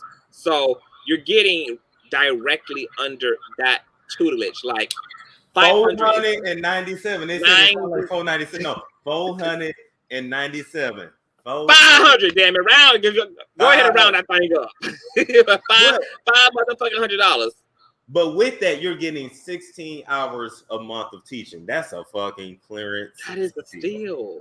You can't beat that. You can't beat that. So now, this whole no mentorship, like the problem with it is that the people who support the no mentor, no hashtag shit got a private subscriber account, got 27 subscribers, and only get 14 goddamn views on the video talking about hashtag no fucking mentor. It's clear, bitch. You need a goddamn mentor. Like, it's clear, like, how you gonna look at your stats and then have the audacity to support no guidance, no mentor, no knowledge, and you literally stuck in the motherfucking mud? Like, are you fucking crazy? Here's the thing, though, right? That's so fucking crazy. If you feel that way, no mentor, then cool. No mentor, no subscribers. How about that? Can we hashtag no mentor, no subscribers? But I got a girl making $10K a month now. Another one making $5,000 a month. Another group, not couple, but like dual channel that they using my tips to get this shit right. We got somebody up here? Yes. Silent Sister, welcome to the platform. Hi, can you hear me? Yeah, yes, ma'am. We can hear you loud, live, and in color on the red carpet we see. Oh, Lord. Okay. Hi, Storm. Hi, Conscience. Hi. My sister put me late to these YouTube streets, but I'm trying to catch up and get in. I enjoy and love all your shows. So, thank you. Pray for me or bless me or whatnot y'all do for people that don't know but have good intentions. I'm trying to understand how. I know Dr. Larry Reed Live offered you maybe not a mentoring program, but some kind of covering, a job or whatever. But under that umbrella, you have to do certain things or don't do certain things. Now, I love your show the way it is and what you do. And under that umbrella, you will have to make some modifications to be under that. You can't talk about certain people or You can't. I don't know it all. I'm just guessing, Yes. So, and you was like, let me think about it, and I guess you're thinking about it still. So when Wiley was like, when Tasha offered a mentorship with Wiley, Yes. which I think, me personally, no shade to Tasha, that he would be a better fit under Storm's mentoring program because it's better outlined and you know what you're getting, right? So when Wiley didn't want to take Storm, when Wiley didn't want to take Tasha's mentor, I felt like he was getting beat up for it. When I say beat up for it, he was getting almost attacked for it. But when you do it, Conscience, it was like, let me think about it, and that's it. And that was that. But well, I do want to add a really big context here. Okay. I am reporting on a lawsuit, and the other people who are going to get sued kind of revolve around this nucleus person who I will have to stop talking to as a result of taking the job. So it wasn't really ever a question of will I take the job? And it is a job. It's not a mentorship, unlike Tasha K and Wiley's situation. I don't need a job. In fact, it's a job offer, and it's a lovely one. And it's one that, I mean, I'm going to be fine regardless. I'm going to be fine just sitting right here doing absolutely nothing but what I've been doing. And that's what I was thinking. You're going to be fine either way. Yeah. But because of the lawsuit, it was more so of a matter of like, I would prefer to take the job after the lawsuit runs so I can be true to the information and true to the conversation and not have to like be creative in my speaking and avoid saying certain people's names. So it wasn't never really a matter of I'm thinking about it in terms of whether I will or won't, just a matter of like timing. I'm definitely taking the job, and I am going to take the job. And but I will do that when the lawsuit concludes, so that, because I just want to be free to speak. I want to be free to speak and do what I do best. And then it makes sense to, then it makes sense to take the job and close it off. So, yeah. So what would be the difference between Wiley and Tasha's? How would that differ between Wiley and Tasha, you think? Well, in terms of me and Larry's situation? Yes, I thought it was just because. Oh, well, because for one, that's a mentorship. I was offered a job. Okay. I was offered a job. I was offered a job. I don't necessarily need to take the job. It was just a offer. Wiley is actually somebody who's trying to be successful on YouTube, and he is looking for guidance and mentorship, and Tasha K is offering that. So it just begged the rational question of, if you're trying to be successful, then why not sit under somebody who clearly is successful at what she does, and y'all are in the same lane. And it's not every day that content creators have another content creator who is successful to reach down and to provide them guidance. Like, literally, it's such a rarity that it was kind of just obvious that this was a really incredible opportunity. So I listened to Wiley, and I listened to him talk about what he wants for himself. I listened to him speak about, him wanting to have a lot of businesses, him wanting to have a lot of money to do various things and produce movies and films and hire other people. And he wants to be successful on YouTube. He's always complaining about having to struggle to get interviews with high profile celebrities. And so as I take all that in as a listener, I'm like, okay, you have somebody who's able to give you the information and give you the guidance to acquire the things that you seek for yourself. So why does it mean so much to keep a name out of a title? And you have an opportunity to ultimately get what you need and go on, into yonder. So it was just me constantly hearing Wiley in my head. Like, I know Wiley has the ego. He's going to get up here and act nonchalant. He's going to act like, let me do my shit. But I'm hearing the things he say when he's not being egotistical. What you said makes sense, and it just gave me a little bit insight to it, because I heard it, and I'm new to the news two streets, and I'm trying to keep up with your channel, Wiley channel, and all this. And I didn't understand difference. And I just want to Yeah. wish you a merry, happy New Year. Nothing but blessings coming in 2022. You and Thank you so Storm, much. and I will continue Thank to you. watch from my little silent corner. But every now and Oh, again, I might you have to ain't ask a question. okay. That's fine. You just click the link, honey, when you got questions, honey. Just kill it. Okay. And you click that old nasty piece of StreamYard link, and you have a wonderful night. And thank you for being here and all your support. Thank you. How I get out of here now? I can do that for you, boo. You gotta. Okay, you gotta took me worry long to get in here. Yes, ma'am. Okay. Now, I'm surprised that some of y'all ain't hitting the link, because yesterday when the watch page got created, baby, some people was in their fees, baby. Some people really was pressing. I just knew that when the day came and the king was going to allow y'all to approach the bench, allow y'all to approach the throne, baby, that, we was going to, say what we feel, and we was going to have some, we was going to be adult about our feelings, but it's mighty quiet on the StreamYard link and stuff. So it's fascinating to me, baby, that people can talk all that talk from the box. I think they was waiting to see what I was gonna say about a lot of shit. Yeah. I think it's a lot of misconceptions about me, and that's okay. Well, I want to say this to you, Storm. I am really fucking excited. Like, I have so much respect for you for even offering a mentorship program. You just have no, like, I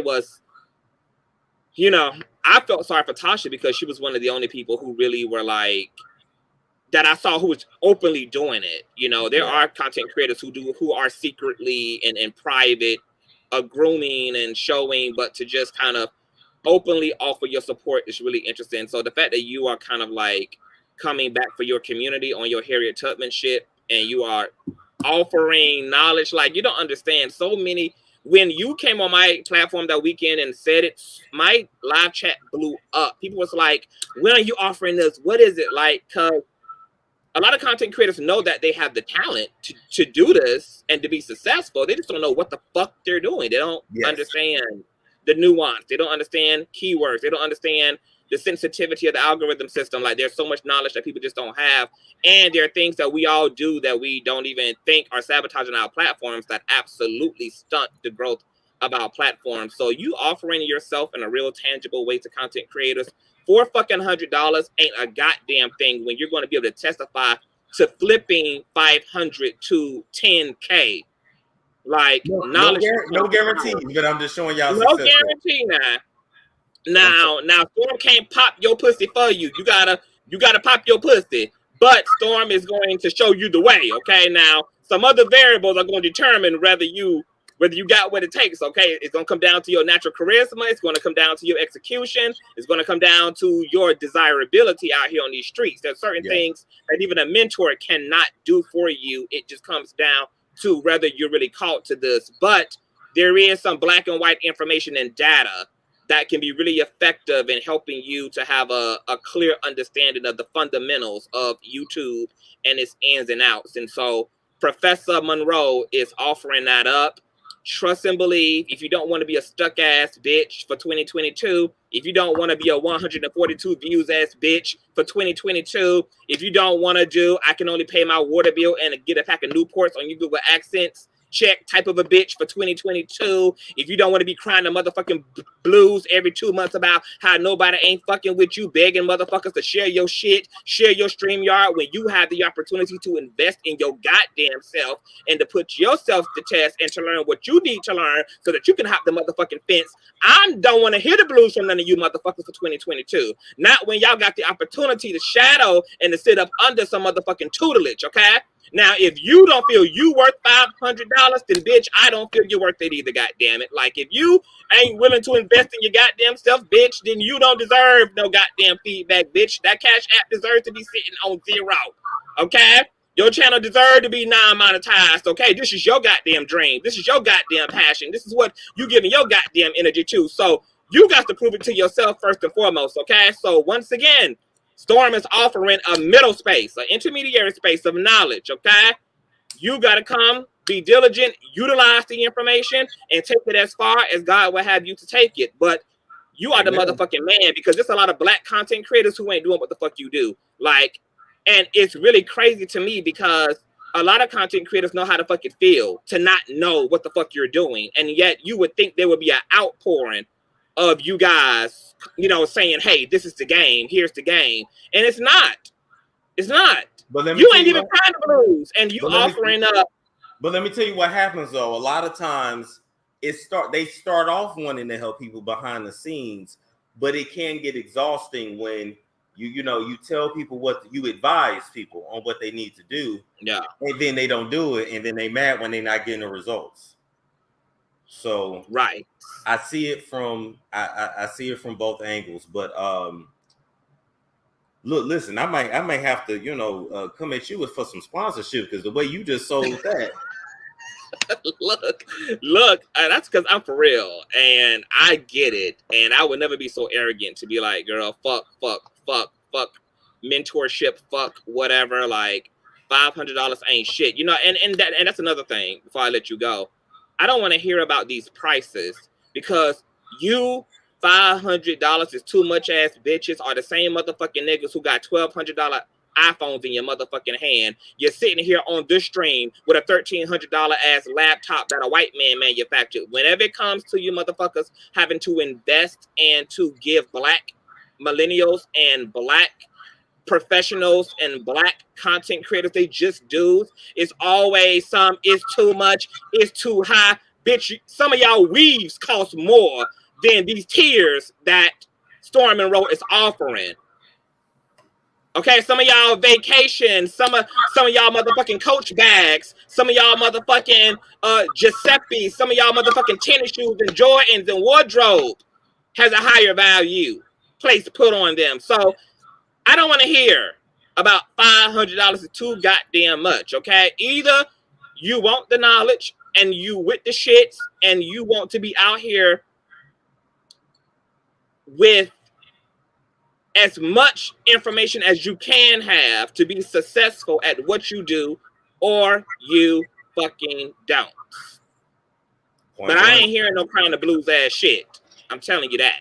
Not when you and Tasha K out here reaching into the motherfucking mouse hole, reaching into the barrel, baby, just reaching in, pow, pow, pow, like non-discriminative. Like any content creator can sign up for this and get access to this. So please, can you just, I want to root you on, continue to have that type of heart.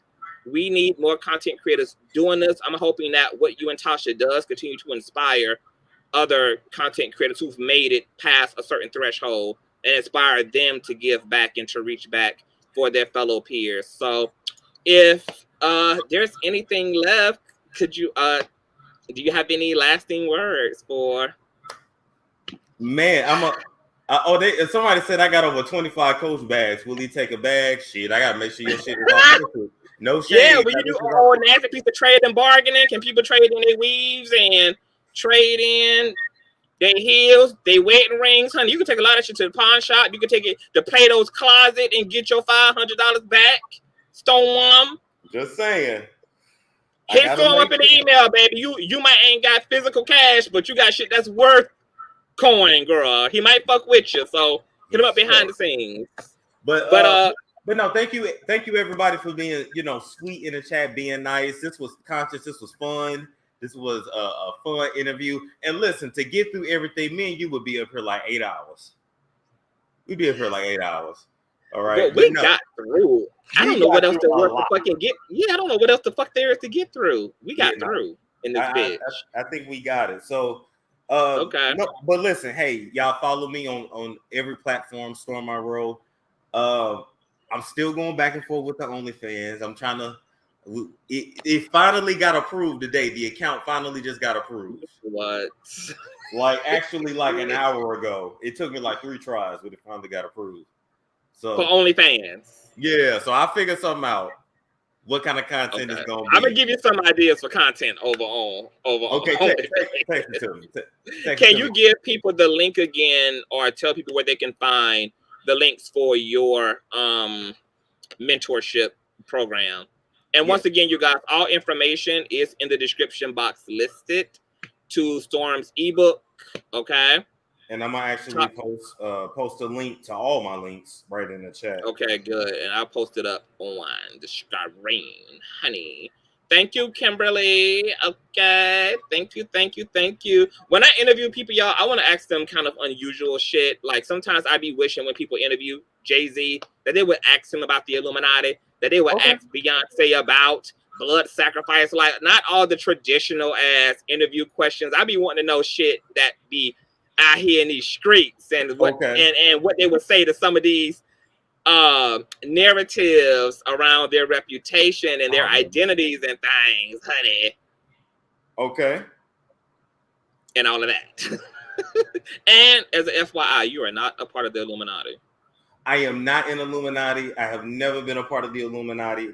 I don't know why it won't let me post a link. You might have to do it, but no, believe me, if I was in Illuminati, I would at least have a blue check mark on Instagram. I promise you.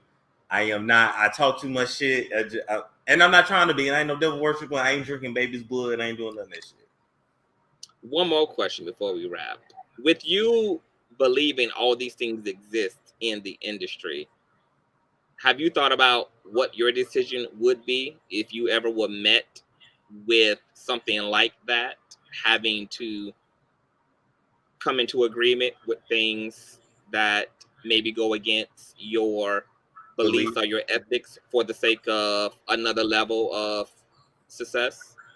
I've already been told that it's going to come to me. So I mean, my psychic already told me that I'm going to be approached, and it'll be a woman that approaches me, like a blonde-haired woman that approaches me with it. But so you done visualize this whole thing? Yeah. I mean, and the psychic confirmed it. And I had another spiritual person. He's more into like the voodoo shit, like the Ifa and all that stuff. But he was just like, "Oh yeah, you're gonna make it, but you don't have to sell your soul to do it. You'll be fine." So I ain't selling my soul. But you know, everybody says that, Storm, before they sell their soul. Everybody is not gonna sell their soul until they sell their soul. It's not worth it. It's your soul. At any point in time, I'm okay with saying, you know what, I'm finna retire. I'm good. I ain't gotta talk about these people no more online and go do something else. What's to come for the Storm Monroe brand? Like, we know you as a commentator and a YouTuber. What's ahead? I want to transition into, and I don't want to talk about everything because then people be trying to pray against it and shit. But I want to do, okay, if people know who King Ashley Ann is on Instagram, I want to go towards that lane. So you will see me expand. I'll just say expansion. Okay. Well, we're looking forward to you, sir. And I thank you for blessing the platform. This has been a joy. Your chemistry is freaking awesome. And you're really a nice guy. Like, it's just so weird that some of the things that are just like that circulate. Because it's just like, Swerve is like really the coolest, most down-to-earth, chillest dude. Like, I'll be chilling. I'll be chilling. I come do my job, but I promise you, I'll be chilling. But it's been fun. It's been fun, y'all. We'll get together sometime again to collaborate. We'll get together, yes, for sure. Well, you haul ass, go get butt naked. We'll figure out OnlyFans. Thank you for being here. All of Storm's information is in the description box below, you guys. So hope you guys enjoyed. We're out. Good fucking night. And Storm Chasers, motherfucking hit the subscribe button. Bye.